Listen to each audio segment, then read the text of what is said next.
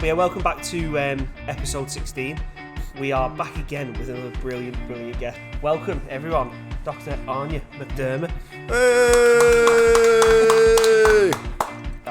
I think we all agree that online importance and data, online privacy and net neutrality is big and should be it should be key for everyone. Like, what do you think the current state of it is as it stands right now? As obviously, I suppose we can only speak from like a UK perspective. Yeah, I'd say it's really messed up. So in 2016, they brought in it was called the Snoopers Charter or the Investigative Powers Act or something. Or it was called, one of my friends said, it's the Theresa May wants to check your emails and see what you're doing at night. Remember it? Theresa May? So stupid. Do you remember it? Well, we often run through fields of wheat. Yeah.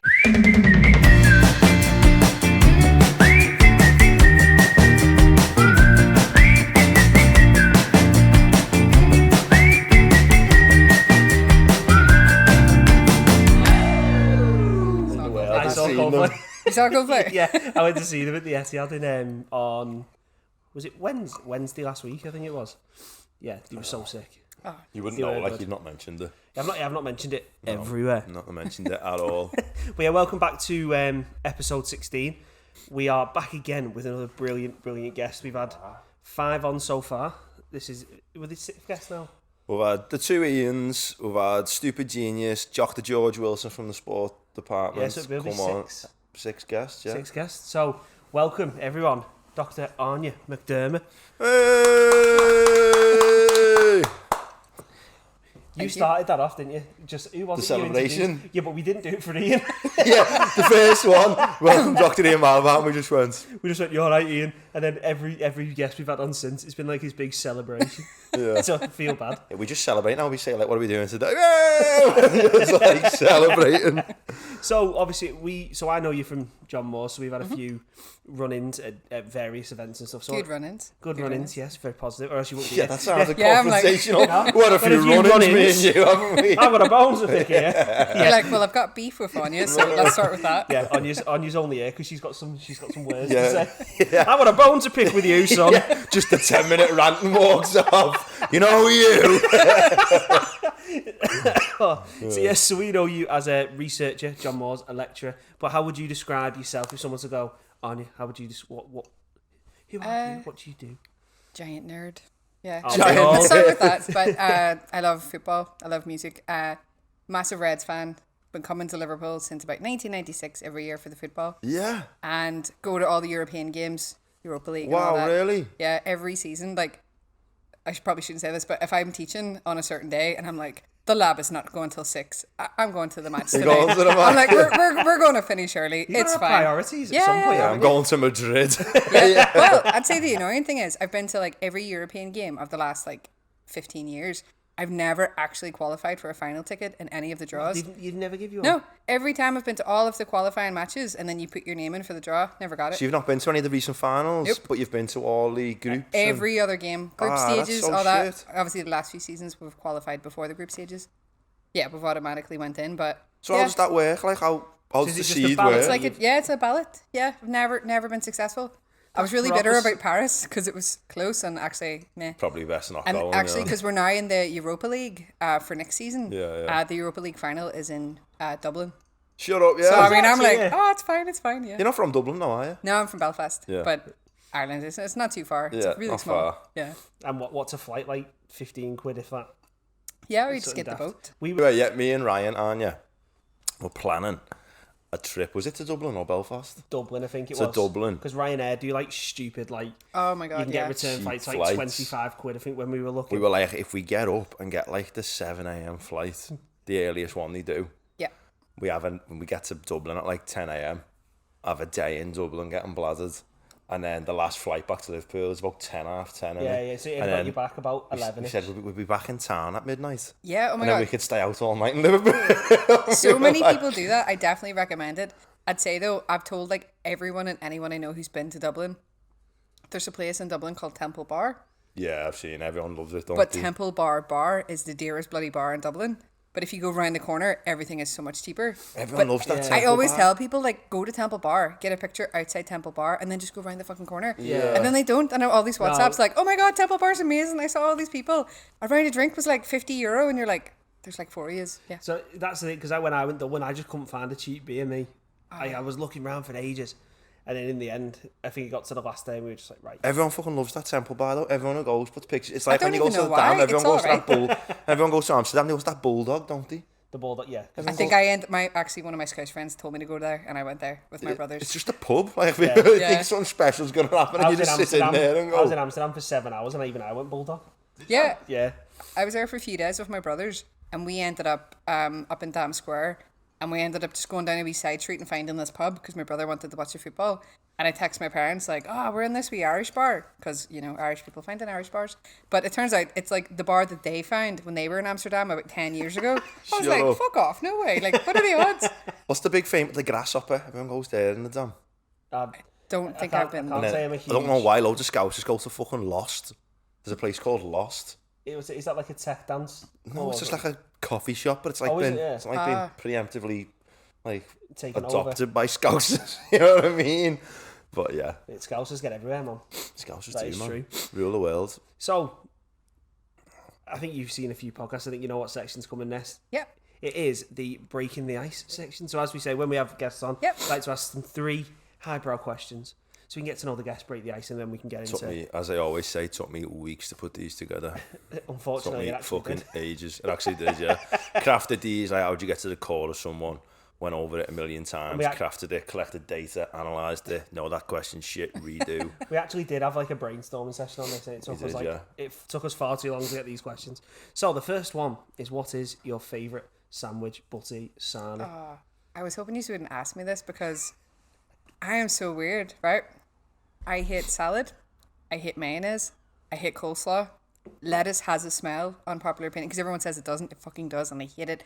Anywhere Lettuce near a doesn't sandwich. have a It does smell. have a smell. I You literally dip it in like. shit, yeah? It doesn't matter, it doesn't No. got a smell. Right? See, I love vegetables. I love all things like that. Salad. I Is it like the wateriness of salad?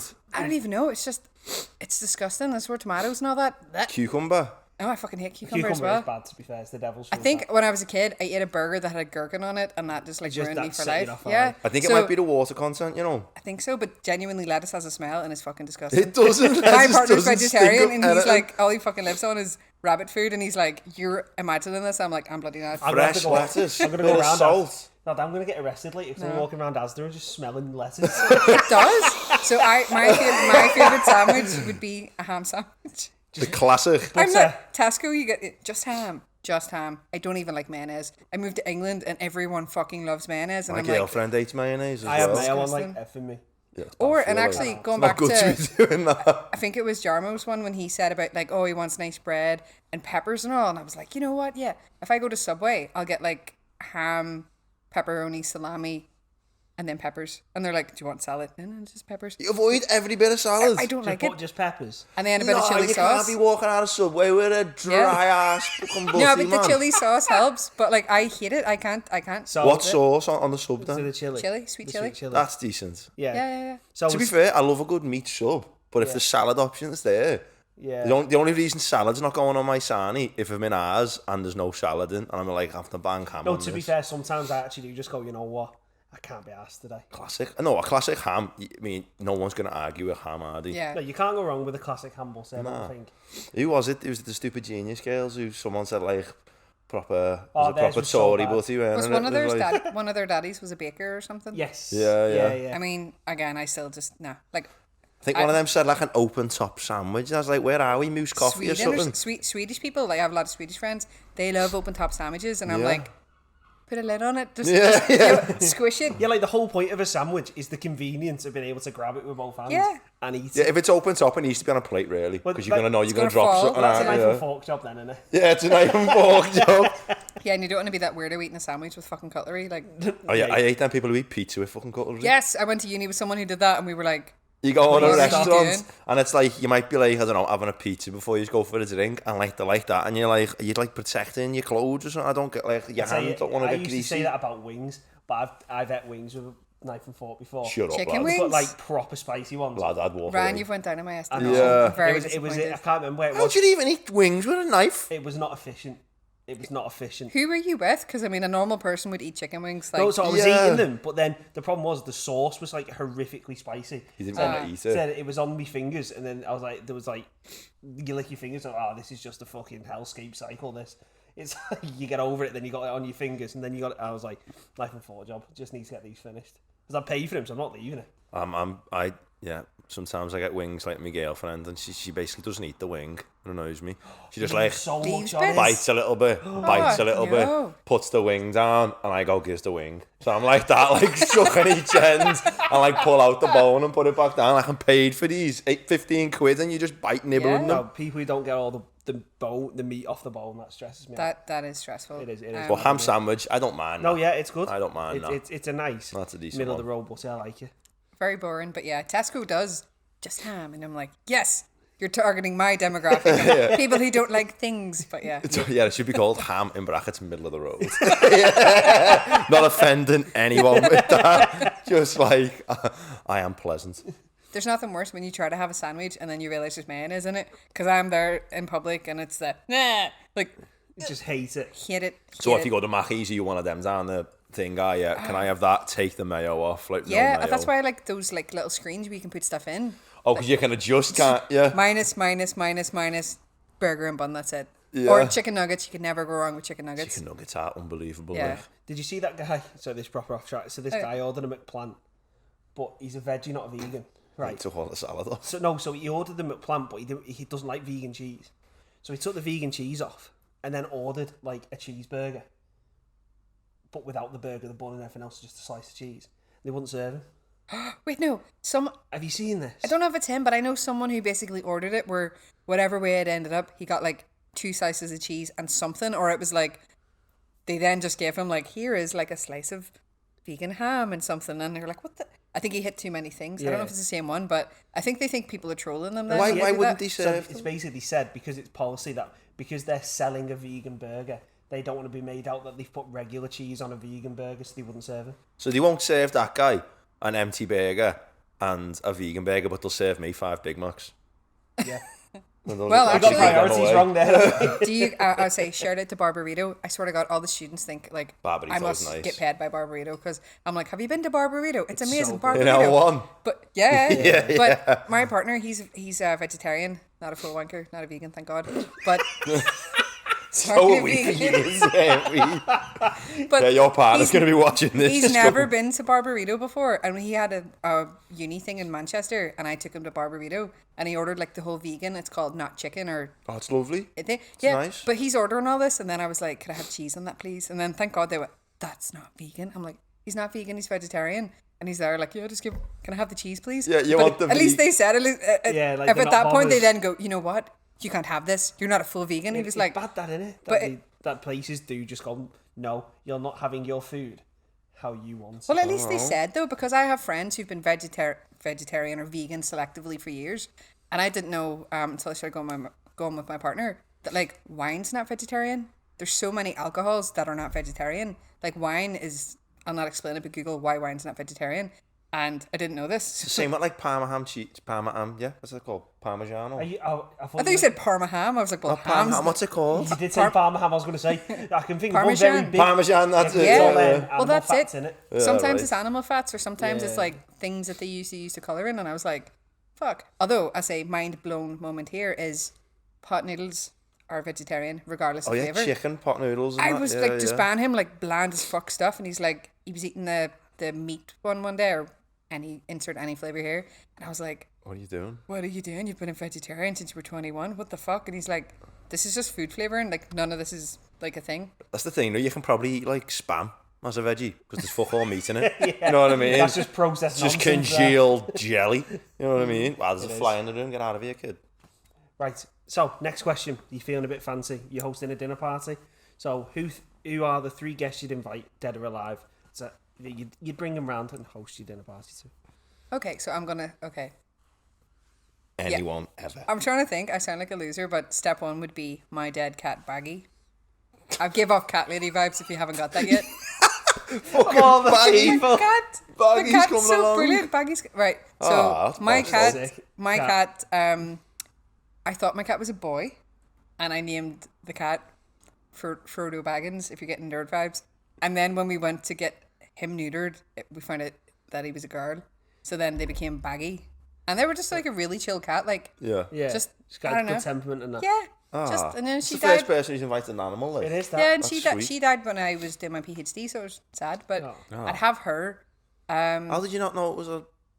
See, Yeah. This sounds so stupid, right? So my current not just, cat like, is a pick black it up? cat called Salem, and like I got him from the cat protection, and he is definitely a boy. But when my mom and dad got we call them the bebes, but they got two cats, they're brothers, but they weren't sure of the gender initially, and everyone's like, just look. But I wouldn't look because I'm like, I don't want to look in their space. That sounds so weird. Fucking cat. And they're like, that's how you gender a cat. You look at their bits, and I'm a bit like, I don't want to do that. And I realize how silly that sounds. So with my cat, we got her. No, it was my previous cat had kittens. That's what it was. And then Baggy was one of them. Wait, no. Or was she? Anyway, basically, yeah, we misgendered But the cat. that's not a silly thing as it sounds like, because my miss, she's got cats. And even there was a point when they were younger where they were like, we're looking at this, even we don't know. Well, It's just mental. Well, I keep reptiles, don't I? And you never know what gender they are till they're about 6 anyway. I don't, you know. So I've got like animals that I've only recently found out what they are. So Is that I've got how it like, works, yeah, man, you just don't know. That's mad, that. So once they're adults enough, like a lot of like the snake is smaller, and like females get bigger. So he's obviously yeah, a male. it's hard to know, but that's I never knew. So yeah, I'd have Baggy at the dinner. Yeah. I would have my dad's mum because she died when he was 21, and I've never met her, and she sounds really nice. Oh wow. That'd be a pelter. And then I'm just going to be weird. I would have Chris Cornell because Chris Cornell I from love him so. Soundgarden. Yeah, I love him so much, and it makes me sad. Like I love Soundgarden. I love him and his solo stuff. I love Audio Is Slave. that the people who do Black Hole Sun? Is that Yeah. song? Yes. Yeah. That And was then like they did the only James song I know. Bond, You Know My Name. Yeah. And I've always loved him like as an artist. And I don't know, it's like sometimes if I'm on rum today, but if I'm wine drunk and my partner puts on and I'm like, I don't want to listen to it. It's He really committed sad. suicide, didn't he? Because he killed himself, Yeah, yeah. Oh, did he? literally. Yeah. It's weird that you've mentioned him. I went to see my cousin the other week, Ben, and we're big music heads, and we were watching a live performance of Cat Stevens and Chris Cornell. Chris Cornell come on stage with him, and they were doing Father So and fucking Son. talented. Onto the song Father and Son. No? I'm You not don't sure. surround me, Yeah. How can I try to explain? No. It's a sad song, lad, but obviously he's dead, and my Ben just went left mad how he's just like gone. Yeah, Such it's, a big artist, man. I You think don't know him that well, do you, Chris Cornell? Nah. No, get Other- on Soundgarden. yeah, I'm going to just send you like lots of links now, Do but it. genuinely just, I know like, not comedians, singers, like I was supposed to see Linkin Park and then Chester died. Yeah. But with him, it was like, I don't know, I don't know, you know when like someone kills himself and you feel bad about it, like as an artist? Just itch, yeah, because Yeah, I just felt really bad And about have you it. been a fan of Soundgarden since you were younger? Because I was like a big Nirvana fan. We'll get to the what was it like in school. Giant nerd, but that I had my CD player. I had all my tapes in my backpack CDs in my backpack and stuff. And yeah, I was like, I love Nirvana, Soundgarden, stuff like that. And just I'm gonna say, Anya, that's the best dinner we've had, I think. That's 100% because you've the brought best an dinner. animal, and I love animals. You've first person Family. to invite a family member. Yeah. Everyone else is dead selfish and just goes like celebrity, God, I said Bez off the Happy Mondays. and Jesus. he'd be good crack He though. would- that's supposed to be Yeah. We good. invited Jesus. Yeah, because you got to know if he's sound. I'd say fun fact, I did A-level religion. Yeah. I went to a Catholic school, but I'm an Same. atheist I went to personally. Catholic school. Yeah. But one of the things when you do A-level religion, as in when you don't know what other A-level to pick, and you go, it's this. But Yeah. the dating of a lot of things, they're so distant. There's so many different dates, but it's just your opinion. And I'm really good at like writing to make it seem like I read the See, material. you know what you're talking about. Yeah, it's like you just learn the names of the books that they recommend, and then you always be like McDermott suggested in their studies, and I'm like, here's my thoughts. I'll just put someone's name beside it to make it seem like I read their Well, thing. I did GCSE RE. I went to a Catholic school. Did not one bit of revision and got an A star because I literally Jesus? just Or- like chatted anything. They And can, like was dead philosophical in all my answers, and like it's almost Yeah. like what's the word for like RE at university level? Theology. Yeah. I was like referencing all like chapter. I didn't just like remember a name and go Matthew philosophised that. You know what I mean? Yeah, that's and it, I got an exactly, A star, and my mum was like, "A star in Harry? Do you like Harry?" I went, I think really? No, I just think I got a B, and then for my A levels, I basically knew I wanted to do IT. yeah. Well, we'll get to that, but I didn't really know what I wanted to do, but I was like, oh, I like computing, I like computers, and then I did IT. I did history because I love history, and then I didn't know what else to pick, so I went, oh fuck it, I'll do religion. And like literally when we started the A levels, they were like, why are you here? And I went, they said we had to pick 3, and I didn't know what else to pick, and I mean I did all right at GCSE, and she just went like, thanks for your blatant honesty. But there'd be stuff where like there'd be things that people should know about mass, and I didn't fucking go to mass, so they'd ask stuff about the Eucharist, and I was like, what? And I just get really confused, and then someone, you know, like she doesn't even go here. Someone's like, she doesn't even go to mass, and I'm like, I don't, sorry, and they're just like, it was silly, but I enjoyed it. In our school, they got rid of RE. Why? Because no one took it fucking serious. Well, lads, About year 9, 10, they just went. My teacher was really sound though. She like, No. we covered the material, but I think she was quite chill. I think at the time I didn't realize it, but she'd be like, here's what we're doing today, here's the stuff, thoughts, and then you'd have a lot of discussion. So I remember once where someone said like, Jesus isn't real, and I'm like, well, that's a stupid thing to say because he fucking was, and there's been studies.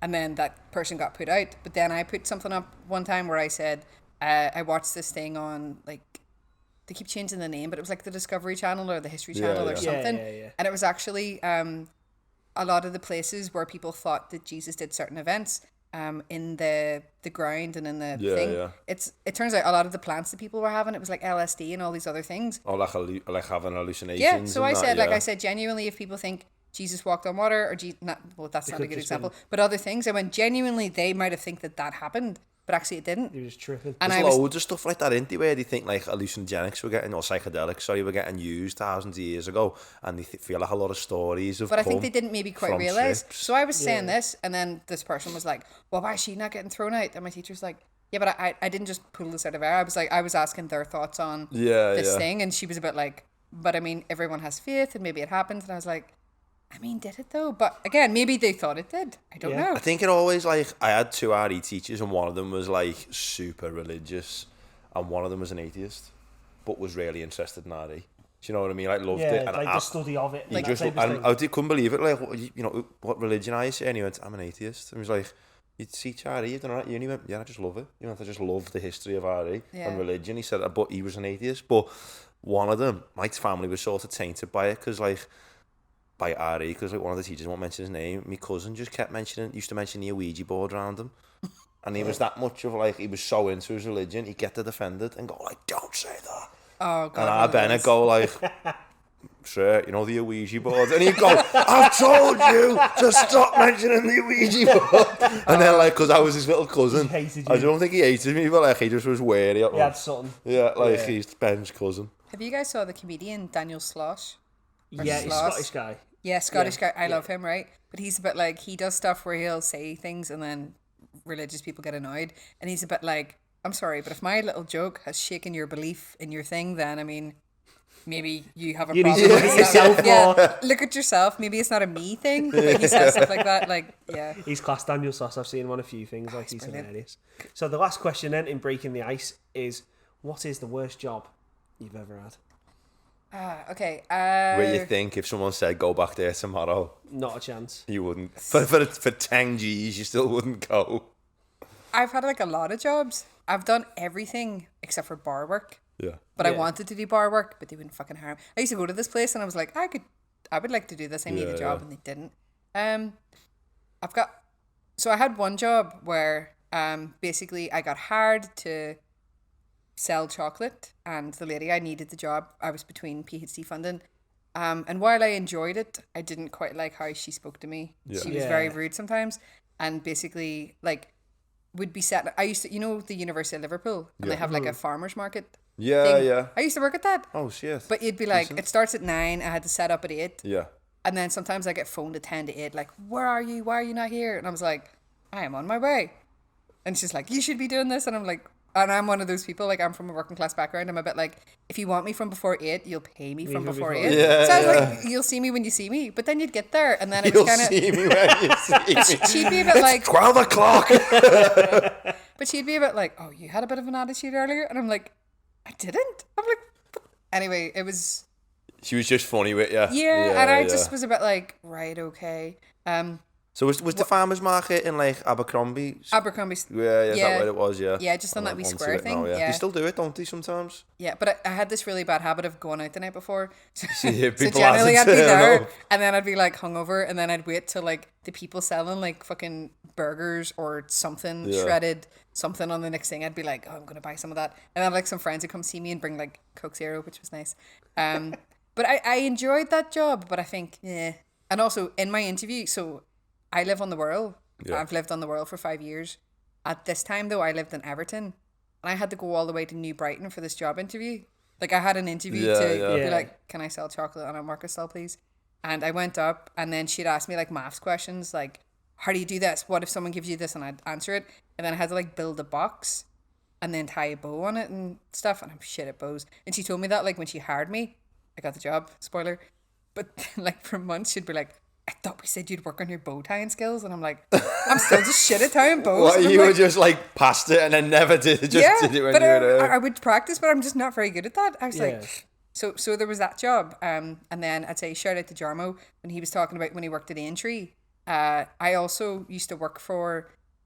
I was telling this to someone a few weeks ago, but I used to work for this guy that I knew through a guy in uni, and basically, he'd just turn up in a van, and we'd get in the van and he'd drive us to like race meets. So we worked for, it was Tote, which then Tote got bought out by like I want to say Betfred or something like that. Yeah, that sounded so sketchy then. Some man would turn up in a van, would get in but and drive off. He'd turn up at Smithdown, and you know what really, like, I had a bit of, it kind of annoyed me, but basically I used to live in a student house. I got all of my fucking housemates a job with this guy. Yeah. And he never got back to me if I got the job. So then I was like, what do you mean you're working at the weekend? What's going on? Turns out he can't fucking spell my name. My name's Áine. He wrote Ian. He did something else. He texted the wrong person instead of me. So you never got it? So I didn't get the job, but everybody else I recommended got the job. So then I phoned him, and then he was like, oh, you're right, Áine. I'm shit at Scouse accents. But basically he was like, oh, I was wondering why you never got back to me. I think he like texted someone called Ian instead of Áine. Some dude who's like 45 like, in Anfield.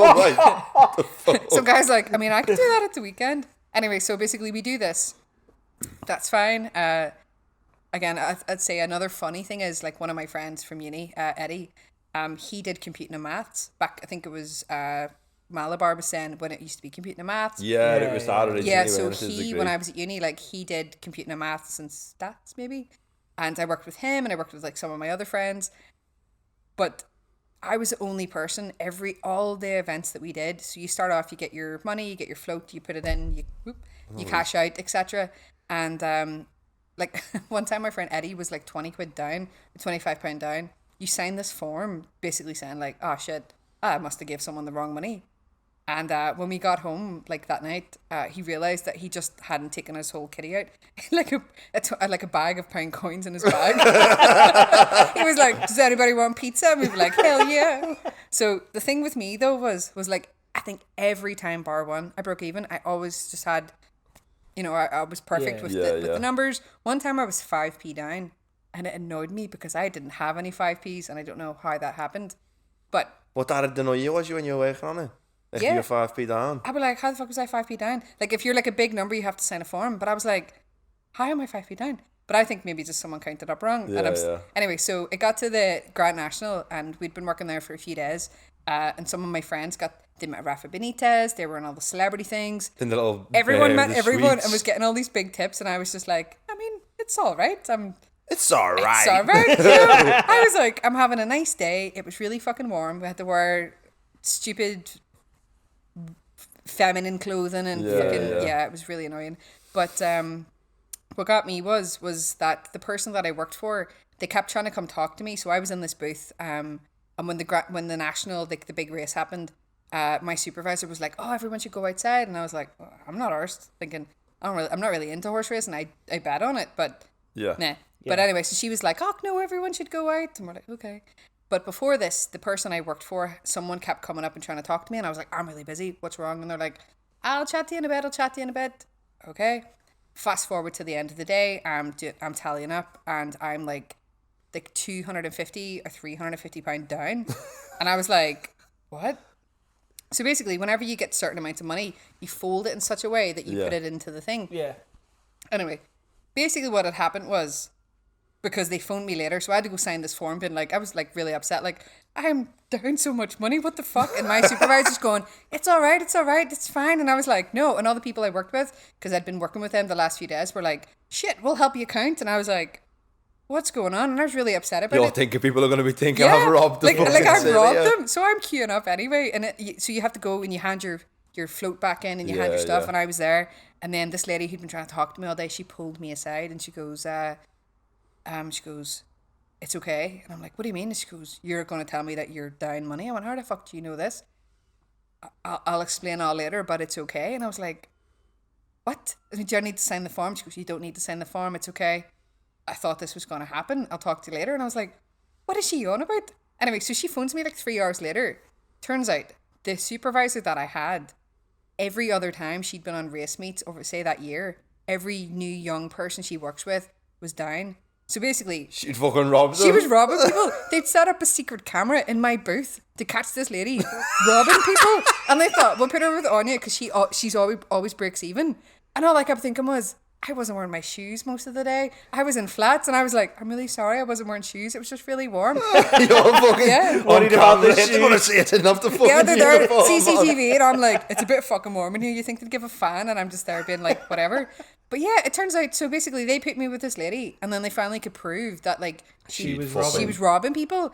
And then but the thing was, the guy I worked for, he never fucking said anything. The next race meet I went to, again, was a day entry because sometimes we'd go like St. Helens direction and other ones. Like Haydock. Haydock and other ones. But then they put me in like a VIP booth at the entry, like, sorry, like again, he just never said anything and was like, but what a coincidence, you're in the VIP booth with like 5 people. It was the most fucking weirdest shift ever because no one wanted to bet. I don't know why they were there, but it was like me just there, just like, to be there, would you like to do some bets? And they're like, no, we're okay, thanks. And I'm like, defo when look back at that CCTV, Áine's like that, giving that person the dope. I'd say, and on the same thing though, I think it was that event. There was this guy, right, and he came up to me, and he really pissed me off because, he was Scottish, right, and he was saying something. He came up to do a bet, and I put his bet on, and then he didn't know what I said, and he was like, "Fucking learn to speak English," and I was like, "Whoa!" I was like thinking, Scottish guy telling me. I was like, "I'm from West Belfast. What you on about?" So anyway, so he was giving me sass, and I was like, "This guy's a prick. Ignore him." But he came up just before the race started, and basically his horse was a non-runner, and he was like, "Oh, I need a new horse. Pick one." And I was like, "What?" And he was like, he was a bit like, "Did I stutter? Like, pick a fucking horse." And I was all, "Oh, okay." And I just picked the number.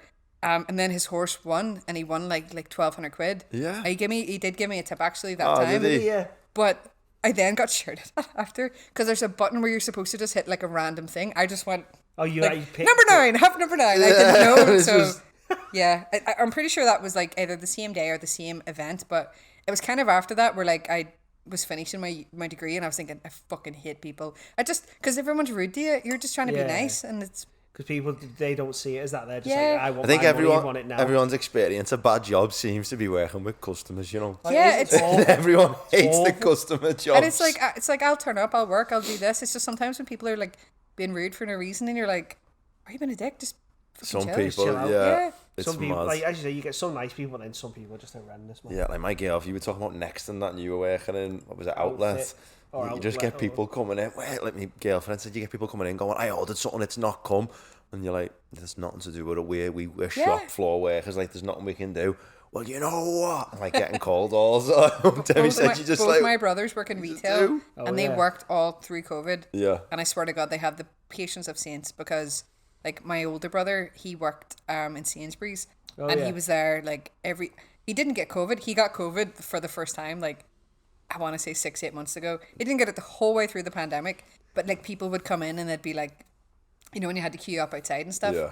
And then my other brother works for B&M, and like that people would be coming in like giving him attitude and stuff, and like, why have you got this things, you know, the clear thing. So then you'd have people trying to tell them like their fucking thoughts on COVID, and they're like, look, you're here to buy stuff and I'm here to provide that service to you. Can you relax? We're not here to have this in-depth looking back and forth. What used to make me laugh about COVID though? The visors. the fuck were they doing? Did you What see the the fuck were ones they doing? Like That just uni give. just a sheet with did they have names loads on? of space. And like you get people walking around with them, and like back, I didn't question it back in 2020, but like when I got to like the end of 2020, I was like, what are they doing? Like you are breathing in everything I'm breathing in. Like you are just walking around like a fucking Star Wars trooper. You know what I mean? Like a fucking, what are you doing? And then they'd be like, protection. Like it's not protecting you against anything. Nuts, So you man. say that, and then so there was like the first wave. There's so many fucking waves, but there was COVID wave 900. it was like, go home. This will be sorted in 2 weeks, and I went, all right, okay. And then so that was the end of the term. That September we were supposed to start teaching again, like in person. Yeah. And then it was like the technicians have been in, and I love the technicians, but it was like they've made you visors with your names on them, and I was like, fuck off, I'm not wearing that. Like they had these like big. It was like you said, something like someone in Star Wars would wear. And then it just had like it didn't quite say, hi, my name is, but it was like, Áine Mac Dermott. I'm like, I'm not wearing that. That looks fucking stupid. And then there's like other people where they want to wear masks. And then it's like, well, you can't wear masks in case people are hard of hearing, which is fine. And then, so we didn't do that. And then obviously we had to work from home. And then, oh my God, maybe on like the third attempt to go back to fucking teaching in person, it was like, but we can. But again, they were like, and we've got your visors. I'm like, I'm not wearing the visor. It's the masks was the worst. Yeah. Like you'd speak to someone and they'd go like, yeah, you're going with it. And you go, what? And they go, and you go like, what? Come again? Sorry, I don't know what you're saying, mate. And they go, fucking hell, no, that. You go, I don't know what you're saying. Fucking hell, are you fucking doing that? And you yeah, go, they take the mask off, like breathe in your face. And then you had the people who were just walking around with them under the chin. Who had it under the nose. They're the best. They were the scary people, them. I didn't know what was funny. Like, you had the people in the shop just not wearing them at the start, and you'd be like, fucking hell, like, get a mask on, this could kill you. And then you've got the people with, like, fucking the bubble suits on, walking around, like, and then you've got the people who were like, to be fair, I was one of those middle people, like, just, I wore it to, like, not be rude, but I'd sort of just have it, like, under my nose. No, you were one of those. Yeah. Did you ever watch South Park? Because they called it, like, it's so chin diapers. Yeah, I did wear it, but, like, it's like now I get the bus and you see people in it, and, like, I was on the bus before, and this lady was like, and I'm thinking, why are you on the bus? Because now you can just be out and about, but she had a mask on, and I'm thinking, well, she's got COVID. And I was just sitting behind her, like, please don't breathe near me. Trying to, like, I don't like breathe, like, I don't know, just not near her. Yeah. It is bad though, isn't it? Just don't want to get it. It's the waves were annoying, like when you kept locking down. You could have your daily walk. I remember I'd go on my walk. Well, I mean, yeah, I was like doing online fitness stuff, and then I just stopped doing that. But I'd be on my daily walk, and then I'd come home, and then my partner would be like, shit, we don't have any booze in. Should we go to the shop and get some wine? And I'm like, oh shit, I hope the police don't stop us. Because I don't know why, but where I live in the world, the police used to like come down our street, and I'm thinking, no one's timed me. I've been out for 50 minutes. I'm going to go get wine. Or you'd get... Imagine that, you're on your second with walk nuts of the day. and it's like... Well, or I'd get wine in the... the first shop, and I'd go, oh, we've ran out of booze. Let's go get more wine. Go to the other shop, and I'd be like, I mean, cumulatively, this is an hour. This is my daily walk. I mean, this is fine. And because I personally have always been one of those people. I do online shopping. Always have. Yeah. But then you couldn't get online shopping because like everyone else was booking it. It was so overbooked. Oh, of you course. just couldn't get a Deliveries shop. were rammed, weren't they? Like, yeah. it's mad. I remember going on a bike ride in Crocky Park with my brother and a few of his mates. Only meant to be in groups of 3. There was 5 of us. Not on purpose. Me and my brother went out with another lad, and then we bumped into them on a bike ride.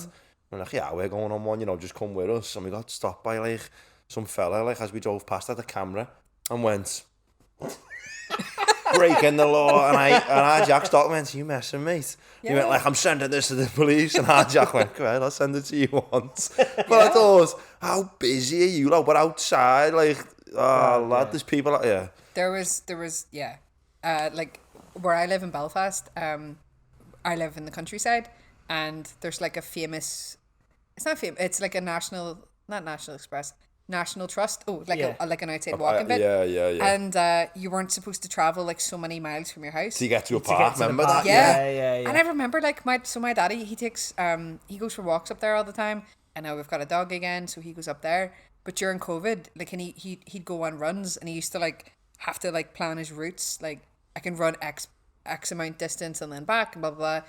But he'd be up on his walk, and all these people are like, "Oh yeah, I've came here from Derry," and he's like, thinking, I didn't hear that. Like, or, oh yeah, I'm from like down south somewhere. I hear this, oh, it's so nice out here. But there were so many people thinking, we'll just go to like Hannistown, we'll just go to outside Belfast. And you're like, no, because usually there's not that many people here. And now there's like people from all over coming up. And it was what's mad is, yeah, in Parliament now they're trying to get a law passed, aren't they, to stop pretty much the amount of control ever happening again that was put on.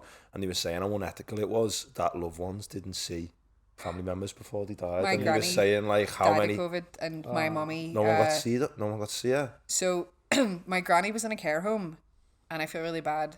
And I'm not trying to diss anything, but basically, she was in a care home, and they locked down very strictly just as COVID was happening. Yeah. And then they started like, oh yeah, people can go out and they can do whatever. And basically, I think there was people who were like on holiday, and more people were allowed to come in. They loosened the COVID restrictions, and then basically she got COVID on the ward and she died. But the thing was because she had Alzheimer's and dementia.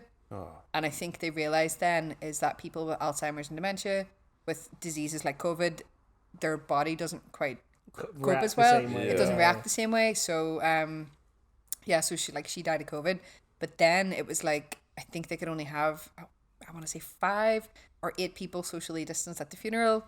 My mummy's one of 7, and everyone has like Irish families are very big, and like she couldn't even be at the thing. She had to stand outside It's not the fair, place that and is. watch it on a screen. And my mummy like I feel really bad for her, but basically then it's like, oh, you know, fucking Tories were just doing whatever the fuck they wanted. Like we're not surprised by that. But the more that it came out what they were doing, I was like, you fucking bellends. The Like, anger builds. yeah, it was like because it wasn't so fair, disgusting. That's what I don't know when it's getting into Parliament, but it was on the news the other day, and they're basically saying like these people, like your grandmother, no, regardless of what's happening, if it's the most poisonous disease ever, you should be able to see your loved ones in your final moments. Doesn't matter where it's going.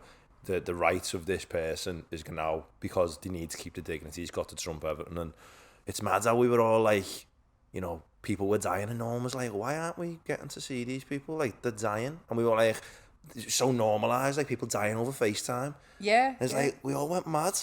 You know what I mean? Like, but... Or like you could only be in certain households. Like I have a friend, and she was in her household, and then like, I'll not say the name, but basically she decided like she was getting divorced. And I remember she phoned me and she was like, I'm having a shit time, I need to do whatever. And we were like, right, you need to go home to your mummy. And she's like, but she didn't live near her mum. So she basically was like, fuck this. I mean, I hope I don't get in trouble. But she then left and then decided to go to her mum's household. But then it's that thing where you're like, do I stay in this household? Am I now allowed? I'm in their bubble. Like you said about meeting people. I had a friend and she was having like, she was pregnant and she got pregnant during COVID, got married just before COVID, and like no one had saw her. And then I'd said, well, we'll go for like I was going to drink, but she can't drink because she was pregnant. Yeah. But we had like a baby you can shower watch thing. me drink for I was like, well, I'm not pregnant, so, you know. But we basically made this thing where we were like, well, there's me and my partner. I've got some other friends, and we kind of like spread it out.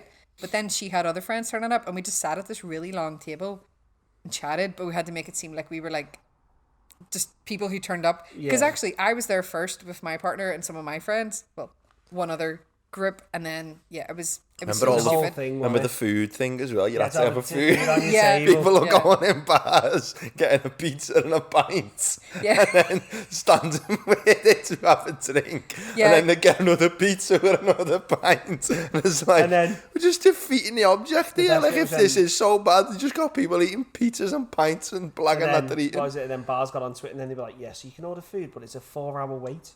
And then you had them people saying, what? So the virus won't spread if you've got a pizza on your lap? Yeah. But it will. It won't if you've got a pint only. Some of the logic It's wasn't like, that, where's the logic? Like you can be separate, and then you go to the toilet, and the people are like, "Oh, how you doing, love?" And you're like, "Hello, go away, please I leave me." suppose in those moments, logic goes out the window, doesn't it, sometimes? But Right, so let's take you back to before COVID. So obviously, you know, researcher.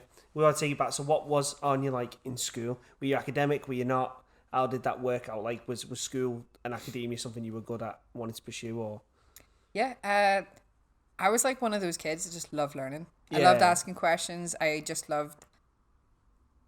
loved school, but I didn't love school at the same time. I loved learning, but I thought it was awkward. So I'm from the arse end of nowhere, just outside of Belfast. And like when I was in primary school, I didn't live near anybody else. So I loved asking questions. I loved music. I loved stuff, but not like maybe like what everybody else liked. And then I went to secondary school, and I thought I didn't know anybody in my secondary school, and I thought this will be different. I mean, it was initially, but like being a kind of like a rocker, like not liking what everybody else likes, but then just being like, I like computing and I like stuff. I don't know. I'd say by the time I got to like GCSEs and A levels, you're kind of talking to other people who like the same subjects. Yeah, because everyone finds the cliques. Yeah, you finally. Well, how I found my clique would be, I remember being in first year, and so I was in a class in school, and then I came home like in January, and my mum went, "Do you know anybody in this other class?" And I went, "No." And she goes, "Well, you move into that class." And I went, "Well." So I was kind of like, I was in like the second highest set, and then my exams basically they moved me to the highest set. Yeah. But because I got moved to the highest set, they had to take someone out of that class so I could join. So that class initially was a bit like, well, you know, oh, she's moved here. It wasn't I had nothing to do with it, but I got moved.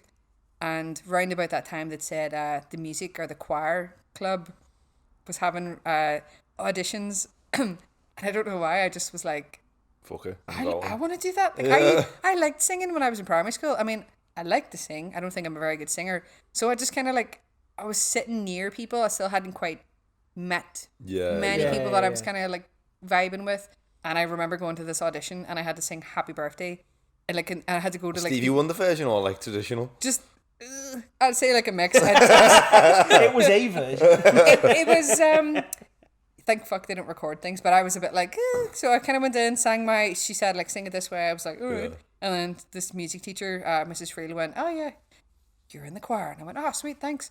The catch with being in the choir was you could sit in the music rooms at lunchtime and you didn't have to sit with everybody else. About with the instruments, so I did that, and that's where I met my besties, my actual still friends now. That's good. It's like we were just kind of like, I don't know, we all like singing. We all like music. Yeah, we all love music, and then I'd say that was kind of it. Like, so I remember doing my GCSEs and A levels and stuff, and then I was like, I'd be that one sitting like. I want to say I'm brightly dressed now, but I would be like heavy eyeliner, like my eyebrow pierced, I had like many piercings, and I was just like. So what bands were like, or what artists were like? Was you getting your dress sense and your inspiration from? I think I can sort of picture what you were. So like my favorite band would be System of a Down. System of a Down, Chop Suey and that. Yeah. But like back then I was a bit like like Metallica, like I fucking love Megadeth. I was love Megadeth. Yeah. Do you know proper Dave rock? Mustaine kind of. Yeah. I was at Download Festival last year, and I was teenage me was so happy. My mate's there this year. He's just gone. It's on this weekend.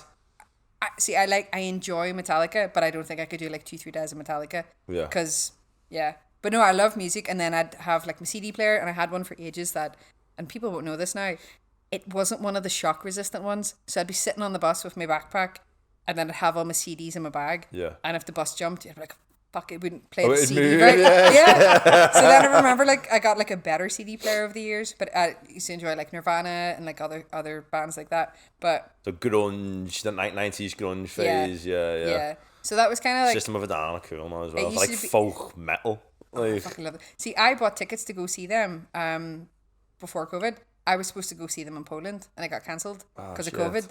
And then I couldn't justify going to America to see them, so I didn't book it. And then they got COVID and cancelled the American tour. And I was so happy because I thought I wouldn't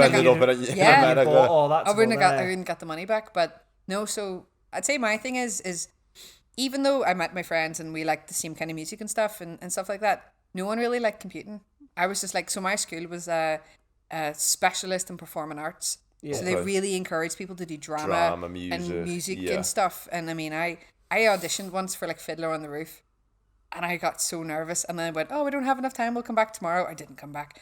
I hate it. Like, I love talking like about computing and stuff like that. But at school, I was like the one who doesn't like, I hate plays. I saw all my friends, anytime they've ever been in something, and my sister is really so they all involved in it still? Yeah, they're my sister, like, she does theatre stuff, and I'll go see her that. And my friend, like, Rachel, she's like a director, and she's bloody brilliant. But I mean, I've been to like one or two shows, but it's not for me. So when you were that age, you were into the same music, and you sort of, obviously music sort of different from theatre, but when they were getting involved in theatre, you were like, I just can't see myself. Like, doing I hate it, if you yeah. watch a show and then they start singing. I'm like, what are you doing? Fucking hell. Or Me you go ma. to something and it's audience participation, and I'm like, fuck off. I'm just I here just want to to. enjoy I this. just want to see it. I'm Like, the same, aren't you? My mum like loves theatre, and I mean, she goes like, it's brilliant. Like they'll go like, so is that it? I think that's it. I know Is that that makes it? Is that it? Is that it? Is that it? Is that it? And you're just like, that literally gives me the ick. I'm sitting there like, why am I here? Just I get really cringy, embarrassed on their yeah. behalf, and I'm like, what are you doing? But like all my mates, they were into that. They all did drama and performing arts and all that shit. So I was the weird person who was like, All I that like IT. shit. So where did the IT come from then? Like know, the being yeah. into computing and that? I just always That seems very rogue from... was you into games as a kid? not even, No. I was really bad at games. No, There's a lot of computer science. I got a sort of computer- games, yeah. or- I'm like, I am a gamer. I'm just a really shit gamer.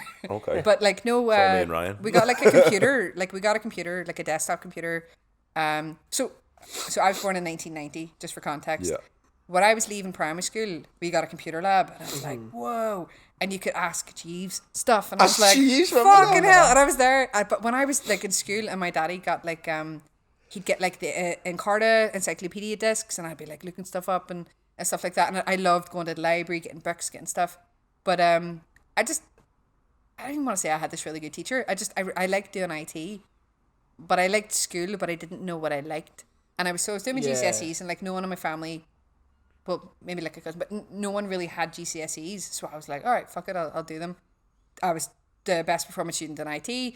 I got to do A levels, and no one in my family had A levels. So I was a bit like, oh, I kind of fluffed my AS levels, but I got it back for the A2 just because I was partying Everyone a bit too fluffs much. AS. Yeah, It's just like, I don't it's think there's really one person hard. who's No one never tells you that. No, because it's like the closest... It's like a To be massive fair, step me and up. Belly fluffed A2 as well. Oh, yeah, so, but it's like a massive step up from GCSE, but like everyone kind of still treats you like you're still in school. So it's like this weird... Yeah, it's you don't clock on how much of a jump it is until you're like, oh my god, like say you don't expect it, do you? my jump as well is like in Ireland. Like I don't know how so the school years here is like, is it July to July? September. What is it? September. Okay, Yeah. so like in Ireland, it goes June. So I like it's my birthday next week, but my birthday's in the middle of June, and then you give it 2 weeks, you'd be in the year below.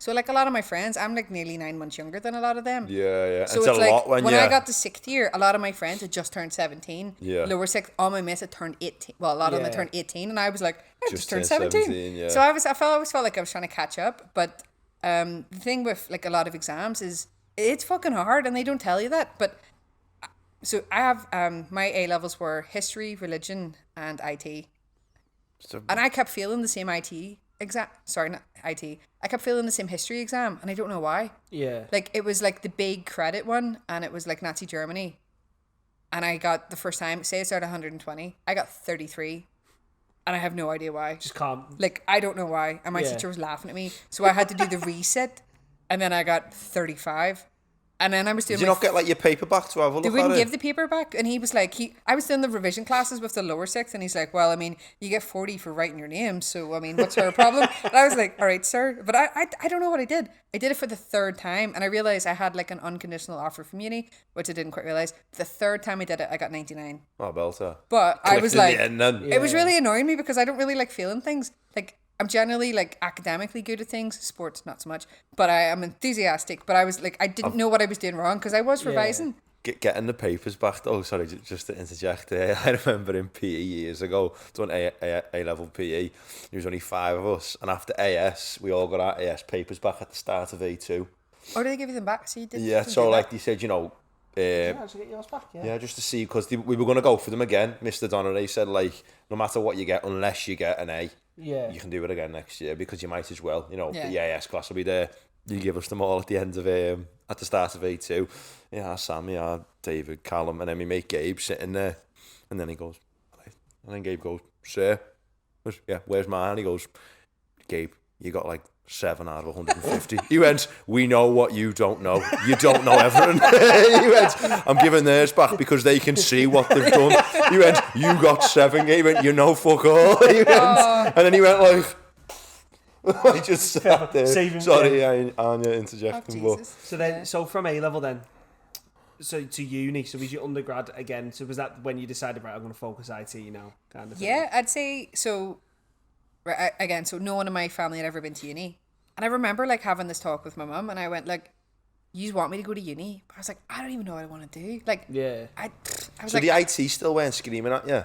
I liked IT, but yeah, I was a bit like, I mean, I thought I'd go to uni and I'd do IT, but I was like, I don't know. And I remember like having this, you know, when your mum's making a dinner and you're just there like, talking. Mum, can I talk to you about something? And she's like, what? And I was like, I don't even know what I want to do. So I looked at the uni. So I looked at Queen's University in Belfast, Jordanstown, or University of Ulster.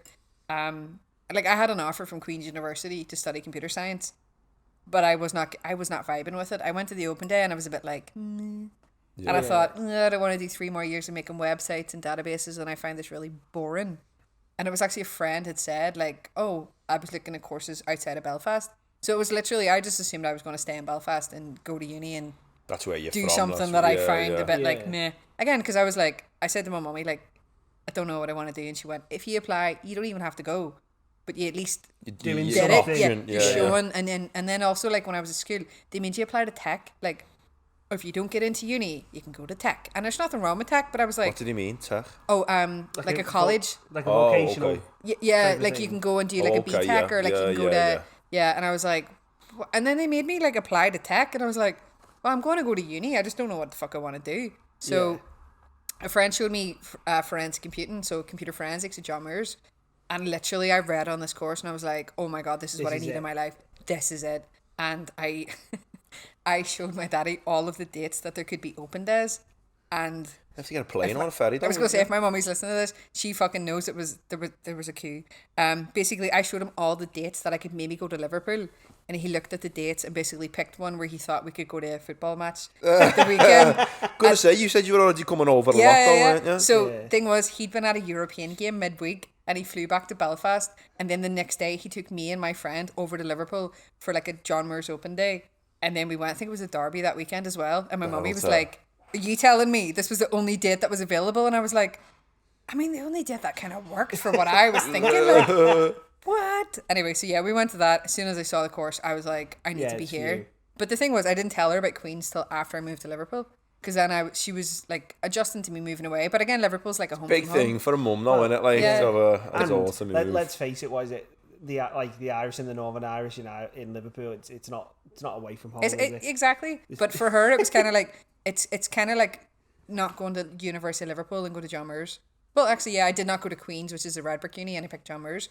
But I bloody love it. As soon as I come over here, it's like it's what I wanted to do. Like, so did you then?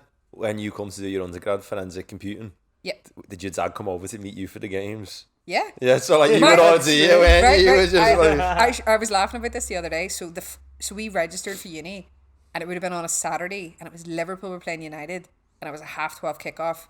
And my dad has a supporters club, like with him and his friends, like West Belfast Liverpool supporters club, and basically someone couldn't travel last minute.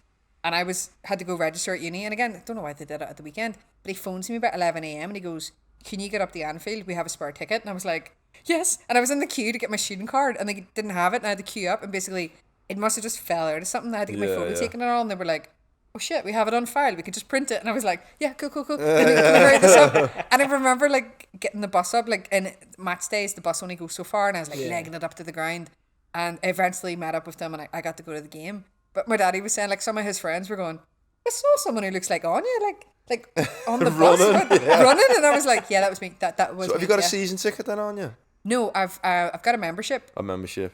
But for the Champions League, it's like every season I'm in the Auto Cup scheme. Ah, right. So like it's like a really important day in the household, the Mac Dermott household, because getting on the membership I'm there, scheme. And it's like, so it's me and my mum and dad, and we go all the time. Yeah. And every year it's like my daddy's got his laptop ready, I've got mine, and you try to get the same zone. So for years it's Lower Anfield Road. Yeah. And then there was a season where we were at the main stand. But in the main stand it's like fucking £15 a ticket. The main stand is boss now. It is lovely though, yeah. And I'm really excited. Is it that much more expensive? Yeah, £15 a ticket. Like the cheapest part of the stadium would be the Cop. Yeah. But we like Lower Anfield Road. I'd say this season though, we would like to go. It's getting updated in Anfield Road now, yeah. I've been watching all the YouTube videos of like taking out the old stand. Because I worked on the Anfield Road bit, and I remember getting in like with the bars and that, thinking, fucking hell, it's rough down here. And then one shift I got put over on the main stand, And I was like, fucking hell, it's alright working over here, isn't it? All big bars and like the areas are massive where you can chill. I was in the away end in the Liverpool end once, and I was like, wow, this is bad. Oh yeah, the away end's a bit. That's on the Anfield Road end. Is that where that is? I was like, that is poor. So then, you're at uni, you've done your degree. Was staying in academia like, yeah, this is it? Or were you kind of just being like, whatever comes up? Yeah, no, I always kind of knew I wanted to teach in some sort of capacity.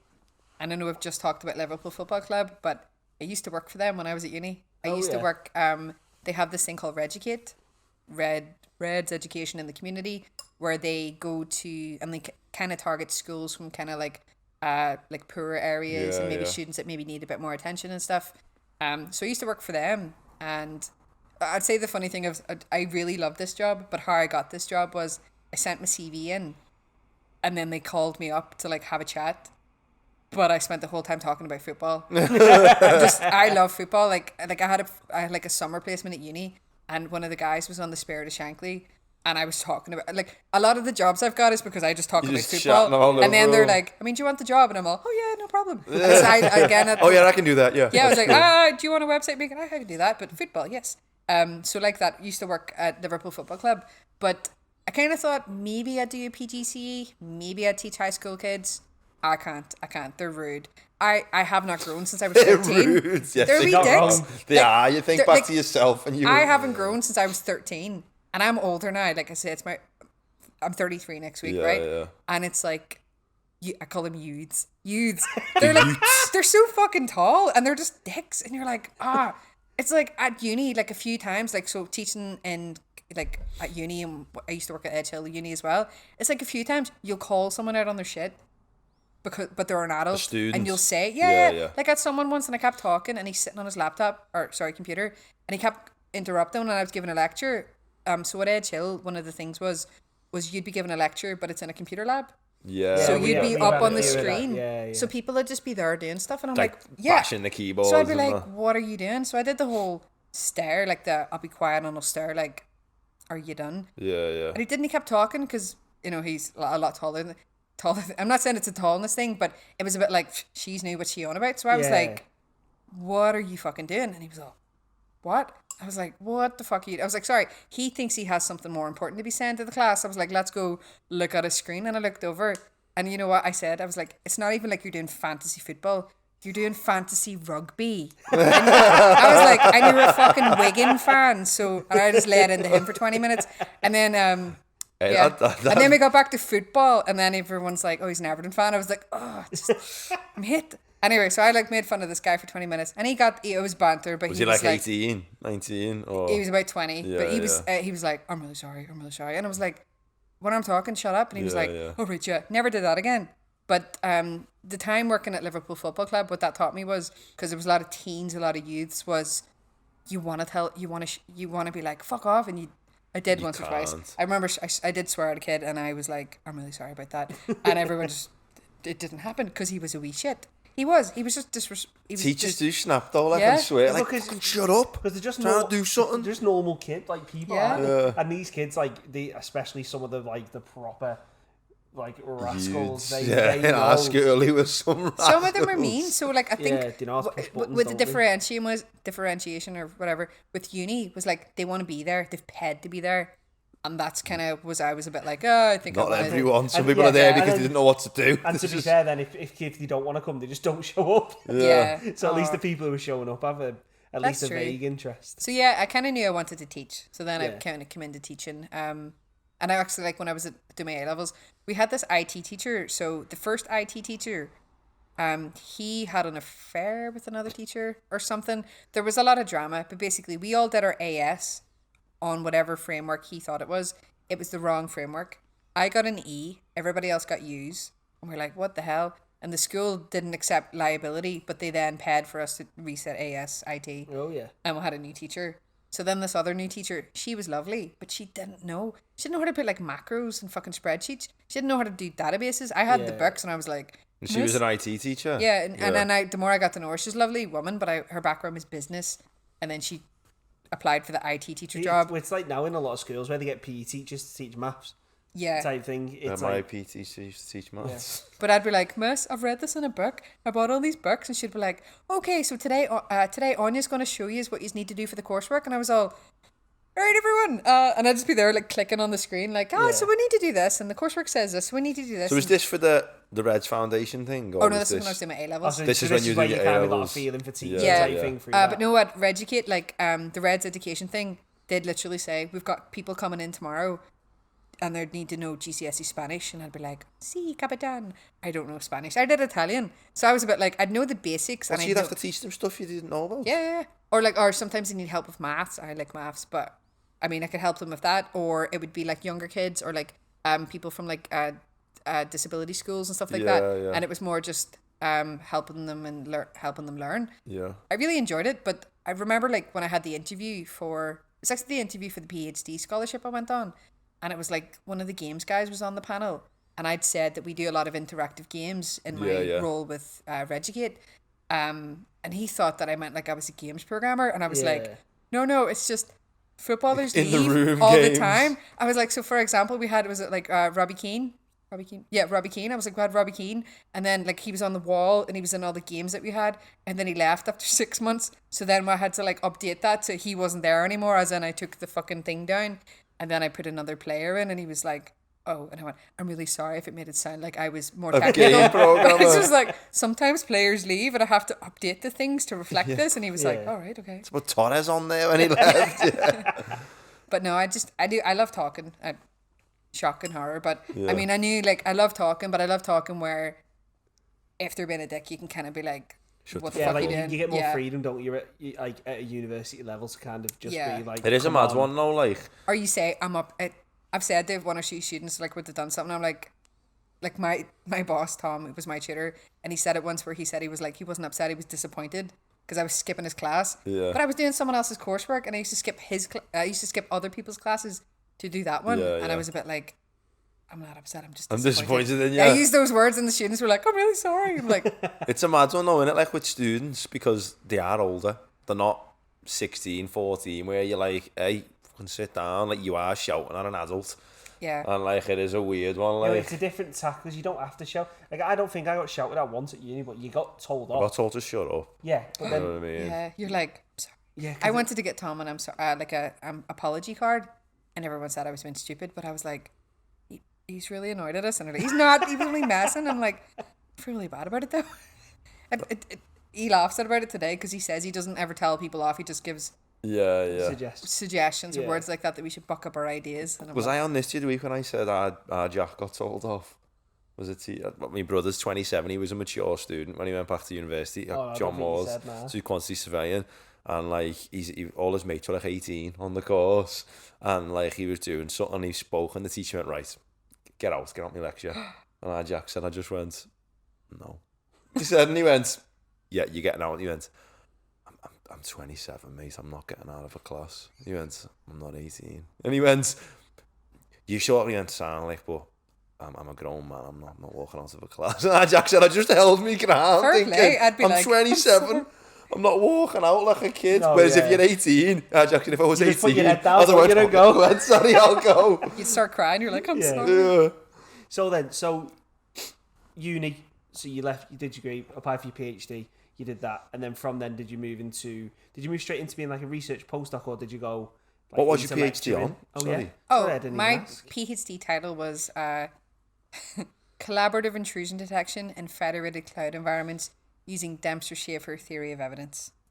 Big title. What? Say that again. Yeah. Say that again. Collaborative Intrusion Detection. Basically, it's network security, but it's Right. looking at... That's the bit I got, intrusion detection. yeah. What was the bit after that? Yeah, so basically it's the autonomous sharing of information. Right. So basically it's collaboratively trying to protect networks. So it's looking at the algorithms that people use when they generate sort of like decisions or mathematical calculations based on what's happening in the network. So it was basically looking at cloud federations, kind of like I like Star Trek. It sounds really stupid, but I was like, I mean, they chat shit, they do this, and you're clutching the straws towards the end. But basically, I was looking at a lot of the algorithms that they use. So obviously, if you've got like an attack signature, so attack, this is an attack, this is not an attack, and I was really curious about what happens when it doesn't match either of those things? When it can't be classified, basically. Yeah, so basically that's a grey list. It's a bit like I'm not sure what's happening. Yeah. So I remember sitting in the pub being like, so we have,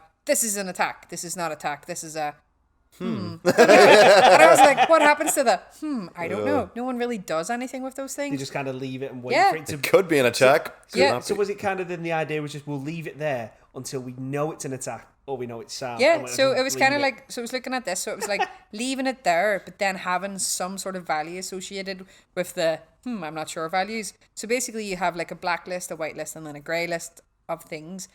And it was like, companies want to protect themselves, but they want to protect other companies.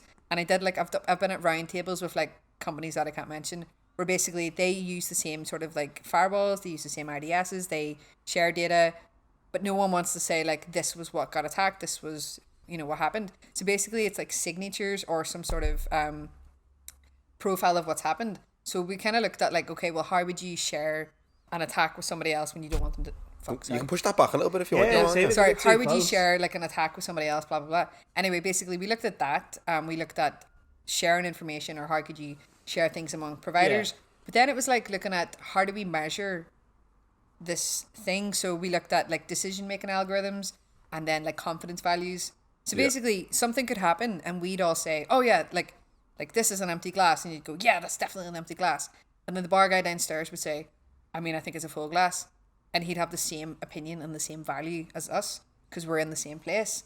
So a lot of the algorithms or a lot of the security things work like that. And I was like, well, you should then have like a confidence level, or you should have this other thing that you apply. And you'd say, well, we're in the same fucking room as this empty glass. So I could say with 1 point whatever confidence, it's empty.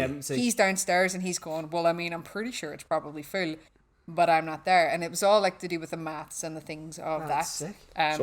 Just sorry to break. Yeah. I probably understand the technical side more of it than the actual application. We're sitting here. What was the actual like real world? Break it down like I'm an idiot. For like what was the real world application? Cloud security. Security. Networks. Okay. So when I first started the PhD, I was looking at critical infrastructure data. Okay. So you think of like the power grid, you think of like energy, you think of a really secure system that does something really important for society. Yeah. Those things used to be like not connected to anything. Okay. But now because of the internet and because of machine learning and data science and stuff like that, they're being connected to, the outside world and to the internet and stuff. That's happening. That's opening everything up into more problems and kind of like more cyber vulnerabilities and issues. And basically we were looking at how would you try to secure those things? How would you map that? How would you measure those issues? But then also we were looking at the different ways that you could help keep them secure and other things secure, but without saying, we have this specific machine that has this specific vulnerability and this is something that we've got. So it was kind of like looking at how would you collaboratively share and secure these things, but without saying this is the problem. Say, I've got something that's broken. Yeah, I've got this thing. Yeah. And so your PhD, as you were saying, then you were also looking at those signatures that were in the grey. So we were looking at the critical infrastructure. We were looking at intrusion detection. Yeah. Also, kind of looking, because people say like, oh, we want something that's like unsupervised and it will do whatever it needs to do, but you need to tell it stuff. You need to make it smart. So then we were looking at the features of how you would maybe put these collaborative things into work and stuff like that. What was what's the most obvious attack that would happen on a business infrastructure? On a business infrastructure. Okay, there's many. I'd say the most obvious one, and I gotta stop saying it's I like this one, but it's funny. I teach network security. My favorite attack. It is. So there's like so many different attacks. Like one thing people don't think about is physical theft or physical damage.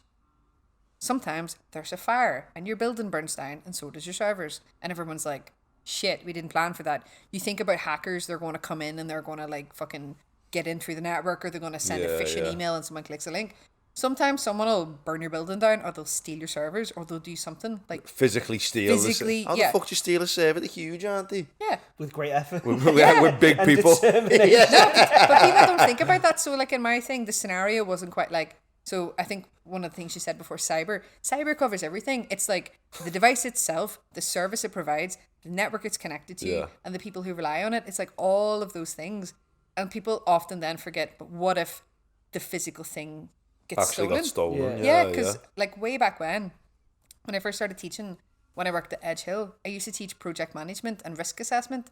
And one of the things was, I said, you had to be Buzz Killington, like just Family Guy, like the Buzz Kill, like, this is great. And you're like, what about? What if? And you have to fucking sit there and you plan for like every bad thing that might happen based on your data, your services, all of that stuff. But then you have a plan for it. So you go, well, if this happens, okay, we'll do this. If this happens, we'll do this. But yeah, people don't often think about like, what if that happens? Physical. Yeah, physical. Yeah, because when you're thinking of like network security, you're thinking of like a hacker getting Hacker into Man, like... and Hacker Man's always a guy in a fucking hoodie going... Loo-loo-loo. Yeah, well, but, you know, I don't see when you like watch like I don't know, a cartoon or like even a movie, and there'll be like the stereotype hacker, and there'll be green code on the screen, and they're going... There, like... But that's the thing as well, protecting the physicals.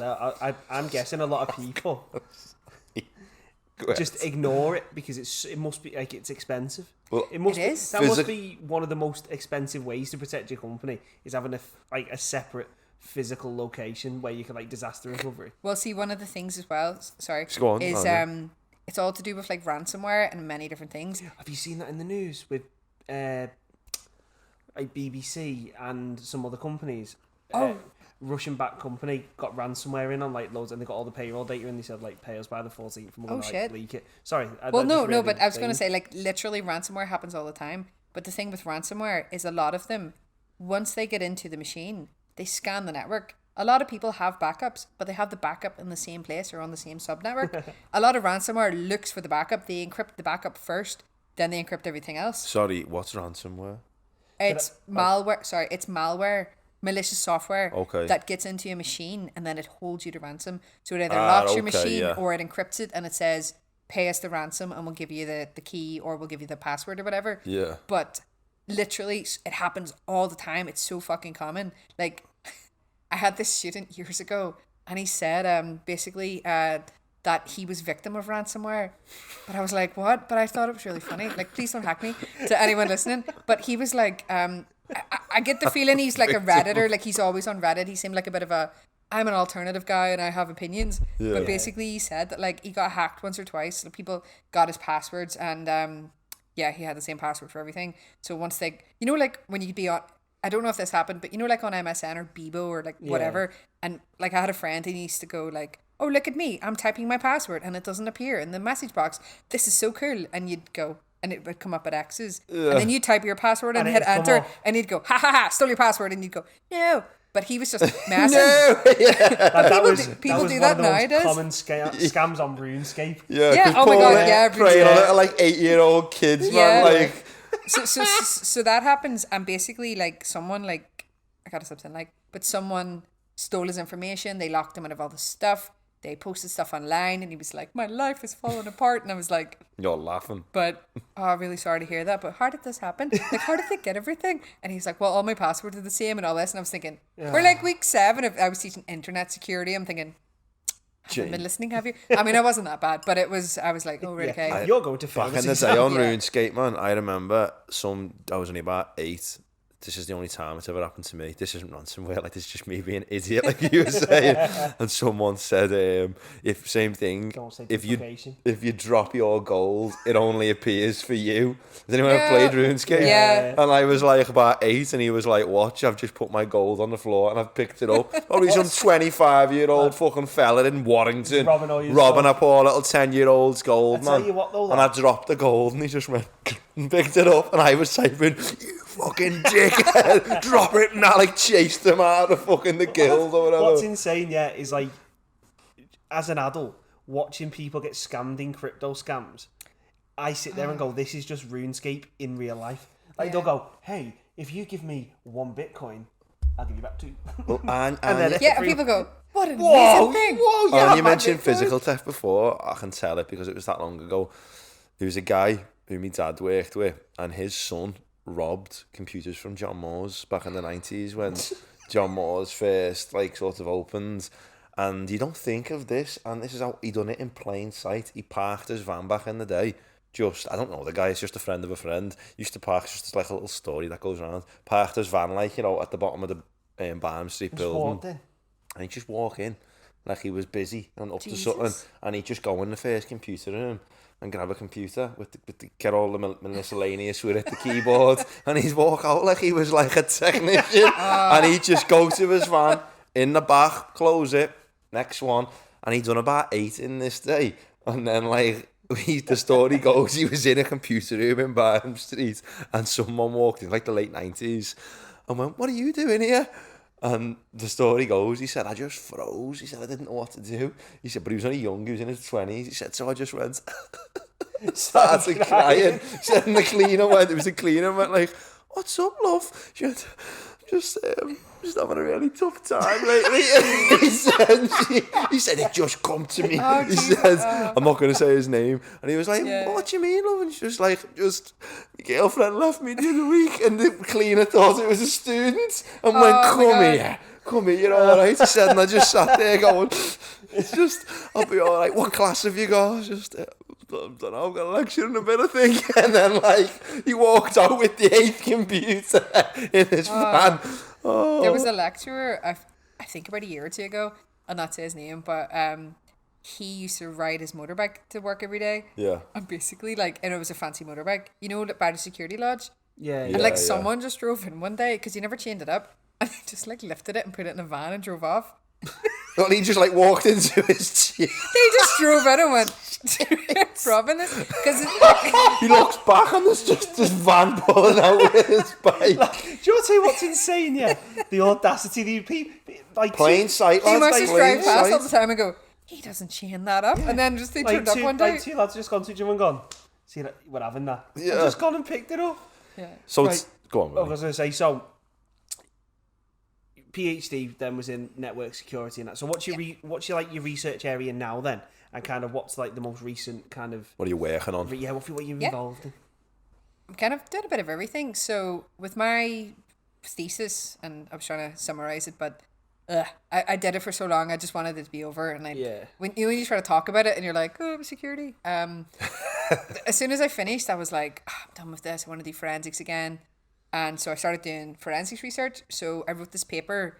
Like, back to your degree stuff, basically. Yeah, so my undergrad degree was just computer forensics, and I was like, "Here's my thoughts on this thing." And basically I wrote about like the Internet of Things and cyber, and you know, so for forensics, basically a lot of the software is not maybe catching up with the amount of devices there are and the capacities and stuff, storage capacities. And so I wrote a paper basically about that. An opinion piece, just just like an opinion piece, but then it was kind of looking towards the future. So I had like someone else that did this really cool diagram of like industry 4.0, so like smart houses, smart devices, blah blah blah. And I kind of talked about that, and I said like, this is the challenges for forensics, and you know, this is what we need to be doing.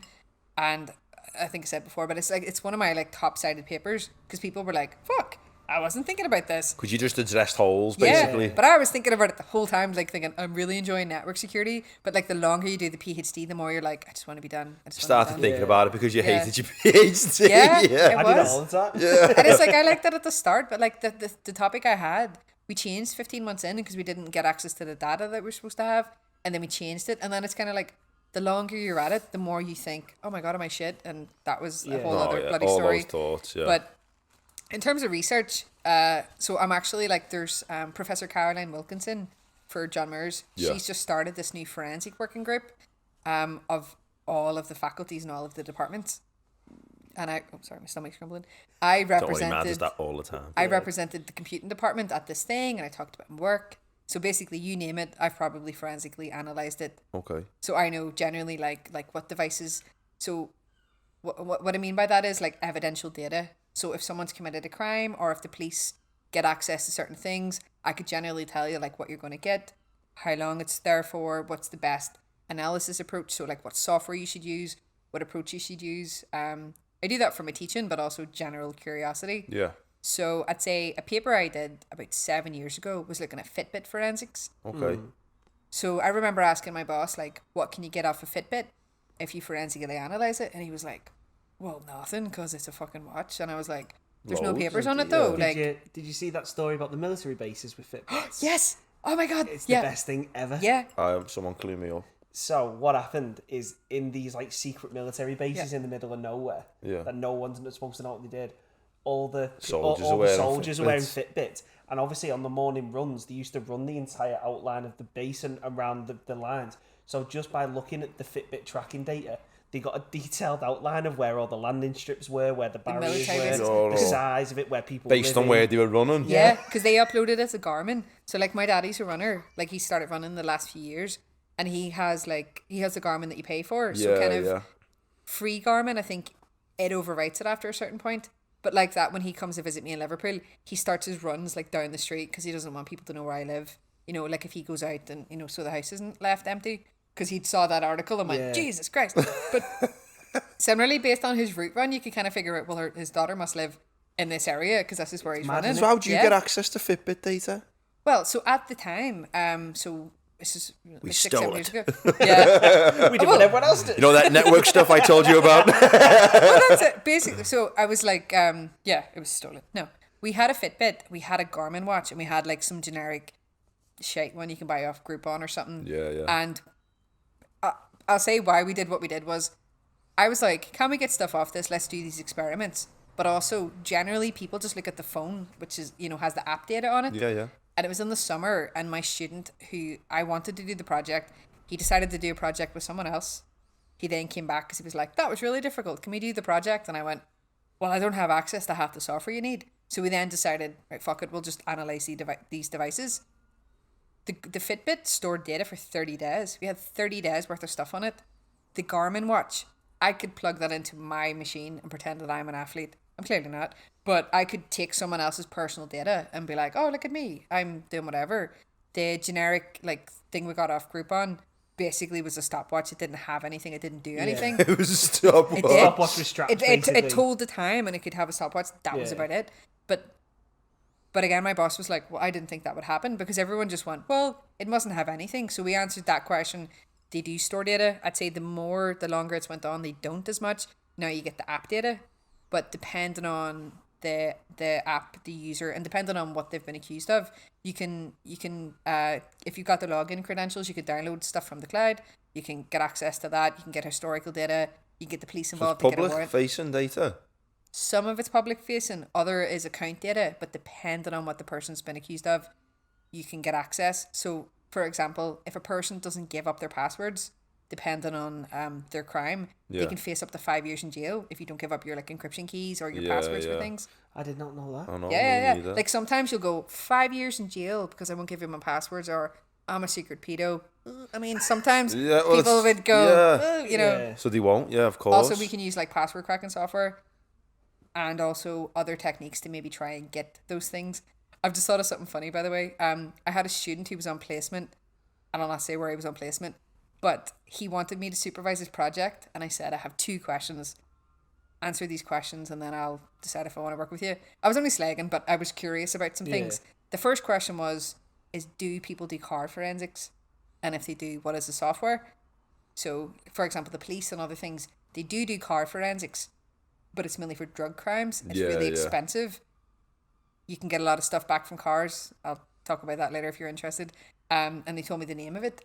And the second thing was, if you ever watch films and they say like, oh, I got into the perps thing because I used a retina scanner, or I had like a fake thumbprint. Yeah. My question was, if someone's dead, like, how can you still do that? And basically I found out that in certain places, it's someone's job to hold the hand of a dead body, to heat it up, to get the thumbprint. Someone's job is to like be a hand warmer, and you kind of like, because some of them don't work, the newer like Samsung versions and other things, it needs blood flow to work. Oh shit. But if you look at old James Bond films, they made it seem like you could get the fingerprints of something, copy it, and then just, put it on. Yeah. So wow. He answered the questions. I was going to work with him, but he ended up going with somebody else because they had a better project. But I had my questions answered, and I was very happy. So when you're doing this Fitbit research, then you actually need the watch, the actual Fitbit in front of you that you're getting the data from, or you can access it somehow. Generally, yeah. So you need the physical watch in front of you that you're getting the data from. It depends. So back then, yes, but nowadays it's like you could just have access to the person's phone that would have the app data. With the app data, or you could get their credentials. So and then just log in on a different And device. their credentials become available to your group if they're a criminal, basically. yeah, or like depending on if they're a missing person or if something's happened, you could ask the family, or you can try and figure it out. There's different means. But like there was an example of there was that guy, and I can't think of his name. He was in like like an embassy. Yeah. And he was a journalist, and he had an iPhone on him, and basically he got murdered in an embassy. I'm gonna have to Google this after, but he disappeared, and his wife was like, "Where's my husband? He went to this meeting, and now he's like dead or gone." yeah. And they're like, "Don't know what you're on about." Anyway, they were able to log into his iCloud data and basically see that he was there. They showed the time that his heart stopped, and they showed like he then disappeared because they got rid of him. Yeah. They stole him. No, but they murdered him. But they were like, "I don't know what you're on about. He wasn't here." And his wife was like, "I've got his health data. I've got his app data," because she could just get it from the cloud. That's so good. So like so nowadays, sick, that, innit? you don't need the device itself, but knowing that someone has the account data, You can get into the account. you get into it. Or like if you know, it's annoying that people have the same passwords for many things, but generally, like if you have someone's phone or if you've got other things, you can kind of trial and error some of their passwords. Yeah. But is that legal? Yeah, it depends. Because if you've committed a crime, or someone, if you've committed a crime, obviously, because you get the devices off them, and you have a warrant to say you have to get warrants. And stuff So like the that law for for this is well, you need a warrant, but like here you've got RIPA, so the Regulatory Investigative Powers Act. As per RIPA, if they think you've done something, you got to give all the devices all your data. Like in the UK, I fucking hate data protection. I hate the privacy thing, because in the UK they can do whatever they want. They just keep changing the fucking rules. I suppose that leads into a nice question we've got now. It's very on this. Is that I think we all agree that online importance and data, online privacy and net neutrality is big. It should be It should be key for everyone. Like, what do you think the current state of it is as it stands right now? As obviously, I suppose we can only speak from like a UK perspective. Yeah, I'd say it's really messed up. So in 2016, they brought in it was called the Snoopers Charter, or the Investigative Powers Act or something. Yeah, that's the one, or it was called, one of my friends said, it's the Theresa May wants to check your emails and see what you're doing at night. Remember it? Theresa May. So stupid. Well, we often run through fields of wheat. Yeah. Oh Jesus! Like how many prime ministers ago was that? But they brought this thing in, and basically they've decided that it's not even like if they deem you to be committing a crime or if they deem you to be suspicious. They basically brought this rule in that says they can, like the police or the government can contact your internet service provider and go, can I have their data? Database. Yeah, and you're like, why? And they're like, cause. Like, okay, this is the new rule they brought in. That was brought in by Theresa May. Yeah, 2016. Yeah, they can just contact your internet service provider and they can look at your browsing data. They don't need a reason like criminal activity. No, so like in America, supposedly in America, it's a bit like, we think they're a terrorist, and then they go, oh, okay, here's their data. Here it's a bit like, I just want to look at their stuff, and they can go, sure, which is fucking stupid. So can the providers say no, we're not giving that? Well, no, they wouldn't say no because it's a legal request and they have to give the data. So like I actively would say to your listeners and to like a lot of my friends, I'm like, use VPNs. I've got a VPN. VPNs aren't illegal. VPNs are there to protect your privacy. So are they good VPN? Yeah. So with a VPN, it's a secure connection for you. Yeah. But generally with a VPN, I hope I'm not saying this wrong, but generally with a VPN, they can't see what you're doing.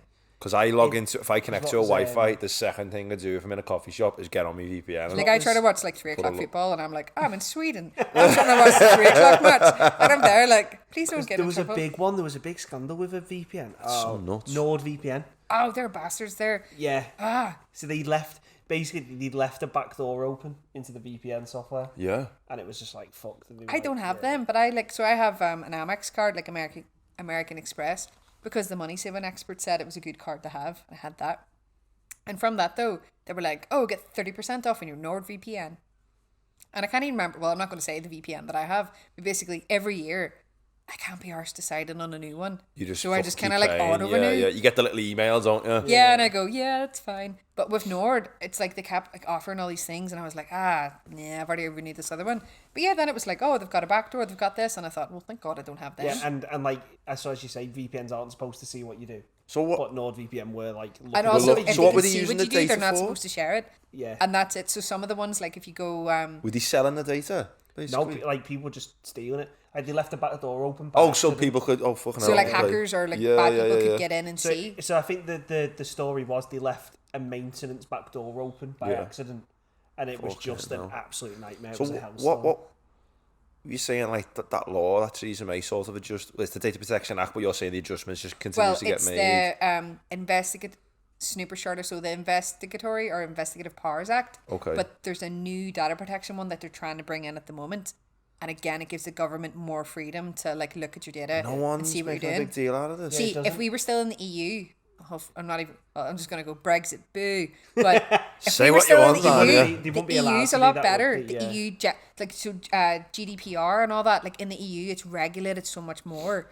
And then just here, it's just got worse. So you're saying like the powers that be, basically, if they wanted to, could look at his internet. Like right now, they could go, searches. you know what? We just want to look up Brian. Why?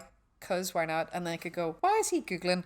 Like, why is he looking up Shakira songs? I don't know. He likes Shakira. You know, stuff like that. Like, what's he doing? How do you know?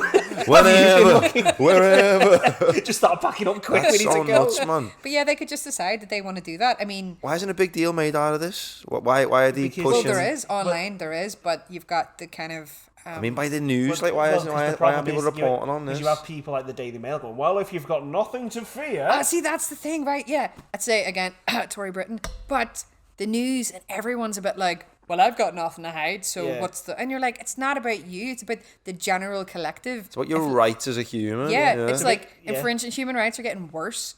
And it's like, why the fuck should... The government's just a bit like during the protests... or recently, the like monarch where they arrest. Fucking, you know, not my king, all this shit. Yeah, and I'm not a fan of the monarchy. I'm not into all that shit. Yeah, same. But it's They like arrested they those arrested guys, people with.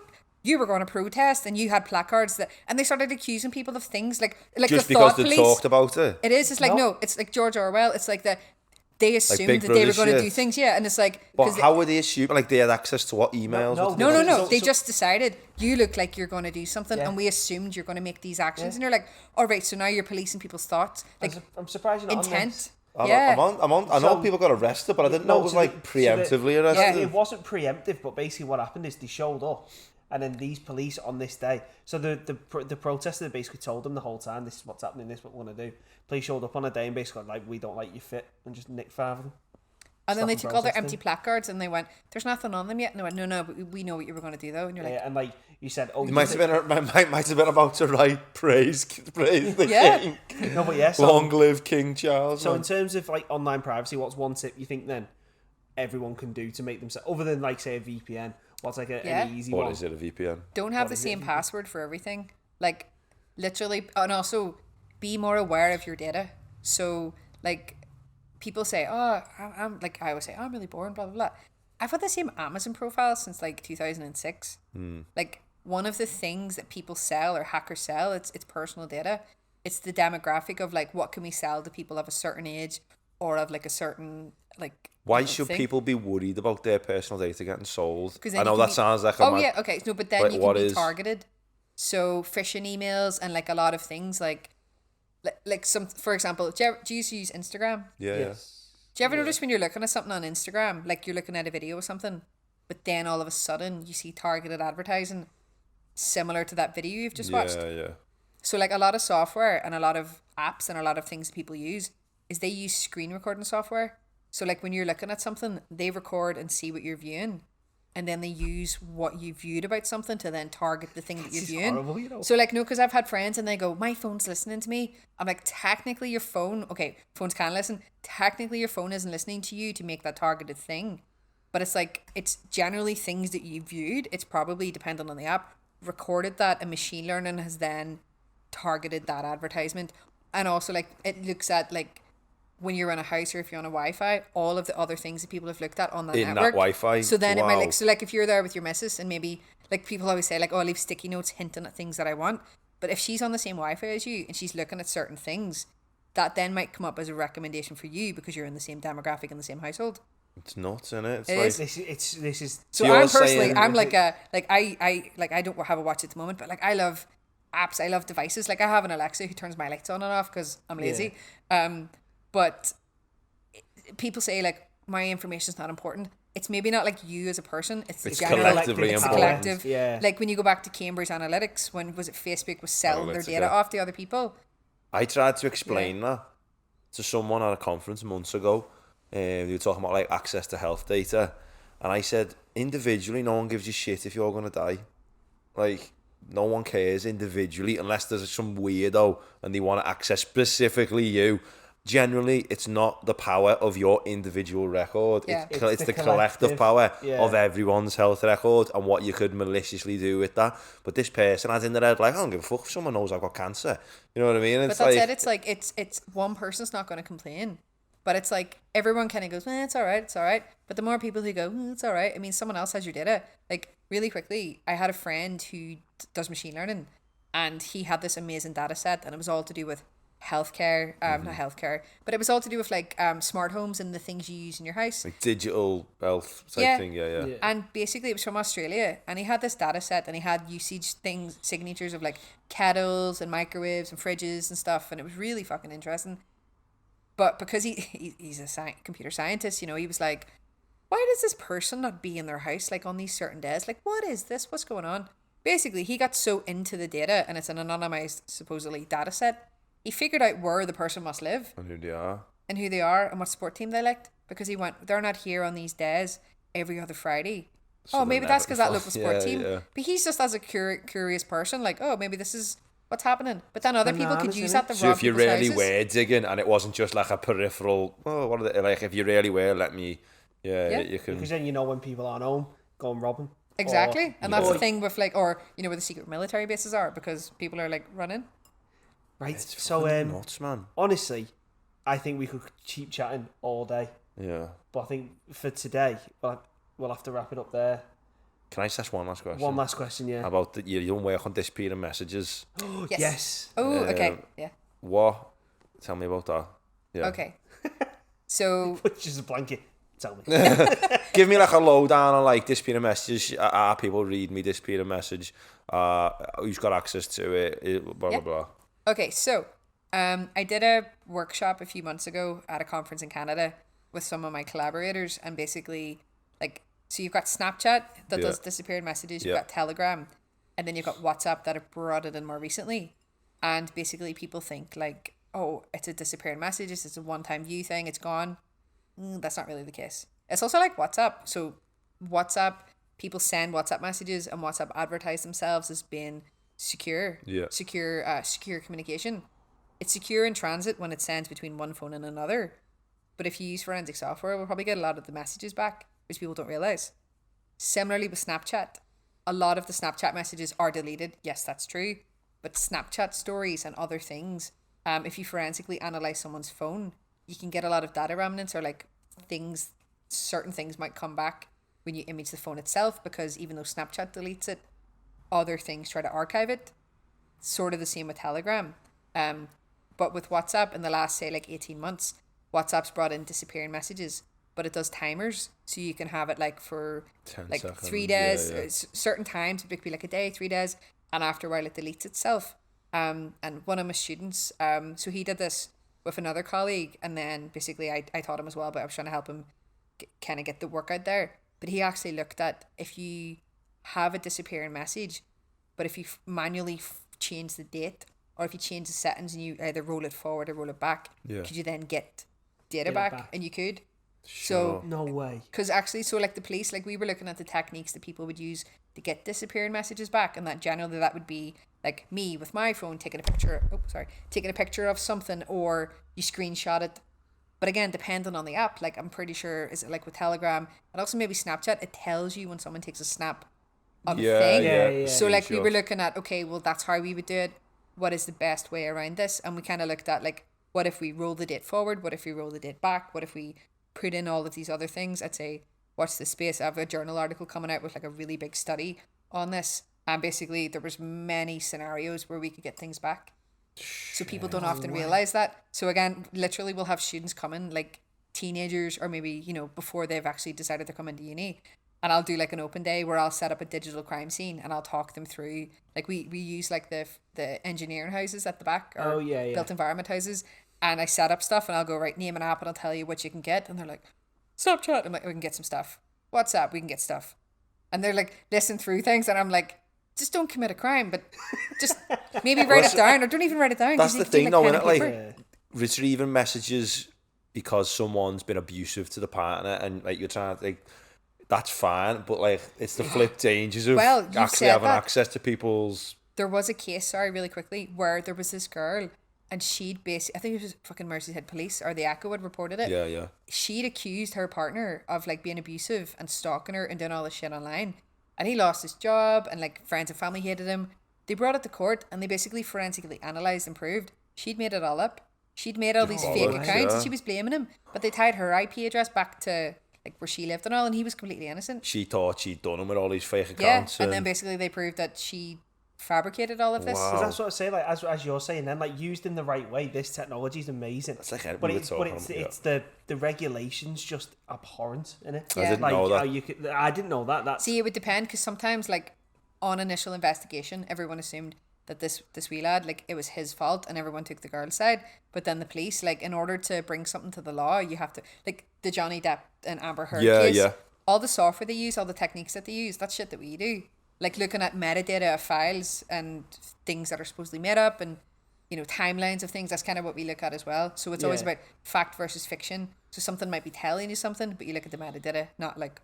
So they always say like a picture back then. You know, like everyone probably has lovely family photos of Christmas Day, but the timestamp on the photo says it's the summer because the camera wasn't set up right. Fucked, yeah. So metadata is not always correct, is what you're saying. Well, metadata is correct. Dates embedded in things isn't always correct. It's not correct. But that's kind of what we look at, and I'd say like watch the space. I've got some stuff coming up with, as I said, disappearing people. So I've got a forensic psychologist who wants to do work into how they track missing people using technology, like Fitbits and stuff like that. Yeah, Fitbits, or maybe like using the Google timeline to know where these people frequent. Shit. Stuff like that. So as I say, we've gone over a bit today. Sorry. I'm not saying that in a bad way. I'm saying that like this is so interesting. I could talk about it for ages. You said you got a journal paper on. If you really want to, once that's out, come back on. We'll talk about it again. Yeah. Because we've got loads of questions here which we've not got around to asking today. Yeah. I think this is so interesting, and like as you say, loads of people know what cybersecurity is, an Internet of Things, but they don't know what it is and what the repercussions are. So I think if you get any questions from specific people, like one of the things on the uni website was the most commonly asked question I got asked is, what is the difference between forensics and security? Yeah. And I made a video about it for the uni website because people don't know the answer to that. So is that so if you I think I can speak for both of us. We'd love to have you back on. You've been a great guest. Oh, thank you. So to finish up, then we have a few questions. So this is Sam's favourite question for the for the this is my YouTube, question. So for the video and the Spotify listeners, we have one question, and then at the end we have one just for the Spotify listeners at the end. So this is the YouTube question. So my question, Anya, is I crafted this. Nah, you're gonna die tomorrow. Yeah, you've been told that's it, your time's done. What's the one thing you want to know that you currently don't know, that before you die would be like, thank fuck I know that? It could be anything. Could be something big picture like aliens in the universe, whatever. It could be something like, did this person ever love me? Like, you know, it could be anything personal. This sounds really stupid. Well, no. I would want to know, did they really crack Enigma, or did they know about things before that?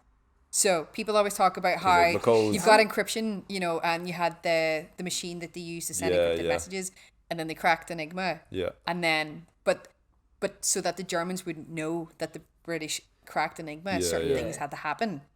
I would like to know, but did you fucking know more stuff than that? Because it's like they put a date out like, oh, we knew around about this time, and I'm like, things happen all the time in the world, and people know more than they let on. And it's really annoying. It's like, I wish they could publish something where it's like, these are all the people who died because we didn't want to admit that we knew the thing that we knew. We cracked them. And that's just a me thing personally. No, that's sick. Yeah, fucking no. That's a belt. Because I went to Bletchley Park. Like when I started teaching, we got to take students on a trip, and I suggested Bletchley Park. The students who went enjoyed it, but it's a bit of a trek. It's a few hours on the bus. Not the best time. It was really, really good.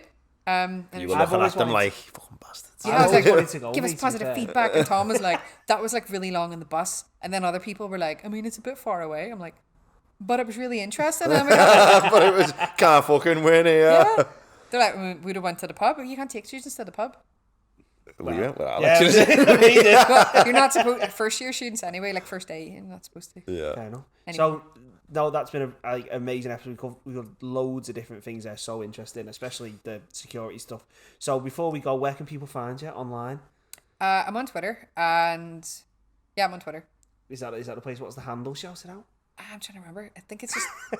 We can tag it. I will tag it. Yeah, We'll I tag think it in the it's description. AINE. And you said you've got. Yeah. Do you want to announce your studentship? Oh yeah, or, I've got a know? student. Yeah, I've got a studentship on advertised at the moment. Sorry, on advertisement at the moment on findaphd.com. There's 2 in the department. So there's one all to do with like networks and networking. I think it's maybe 5 or 6G. It's with Alessandro and Mitch. Yeah. It's really interesting. I think Mitch is on it. And then my one's all to do with forensic linguistics. So it's kind of like a cyber thing, cyber scenarios, but the analysis of chat communication. So basically, can you look at historical data and prove someone's been grooming someone, or someone's been harassing someone or bullying? And there's a lot of other avenues for it, but yeah, I'd say. So if you're out there, if you're a computer scientist, mathematician, data scientist, any skills that could be of use to Áine and her team, and you're thinking of doing a PhD in Liverpool, best city in the world, full of deadline's Scousers. end of the month, so there's still a lot of time. Yeah, get on, find a PhD. But if you're up for it at some point in the future, I'm definitely game for a part 2 because this has been amazing. Oh no, thank you. Other stuff. So if you liked it, like it. If you didn't like it, you know where that button is. But as we say, you're horrible people. Subscribe so you don't miss all the future episodes coming up. And for everyone on YouTube, we'll see you in the next one. Peace out. Hello.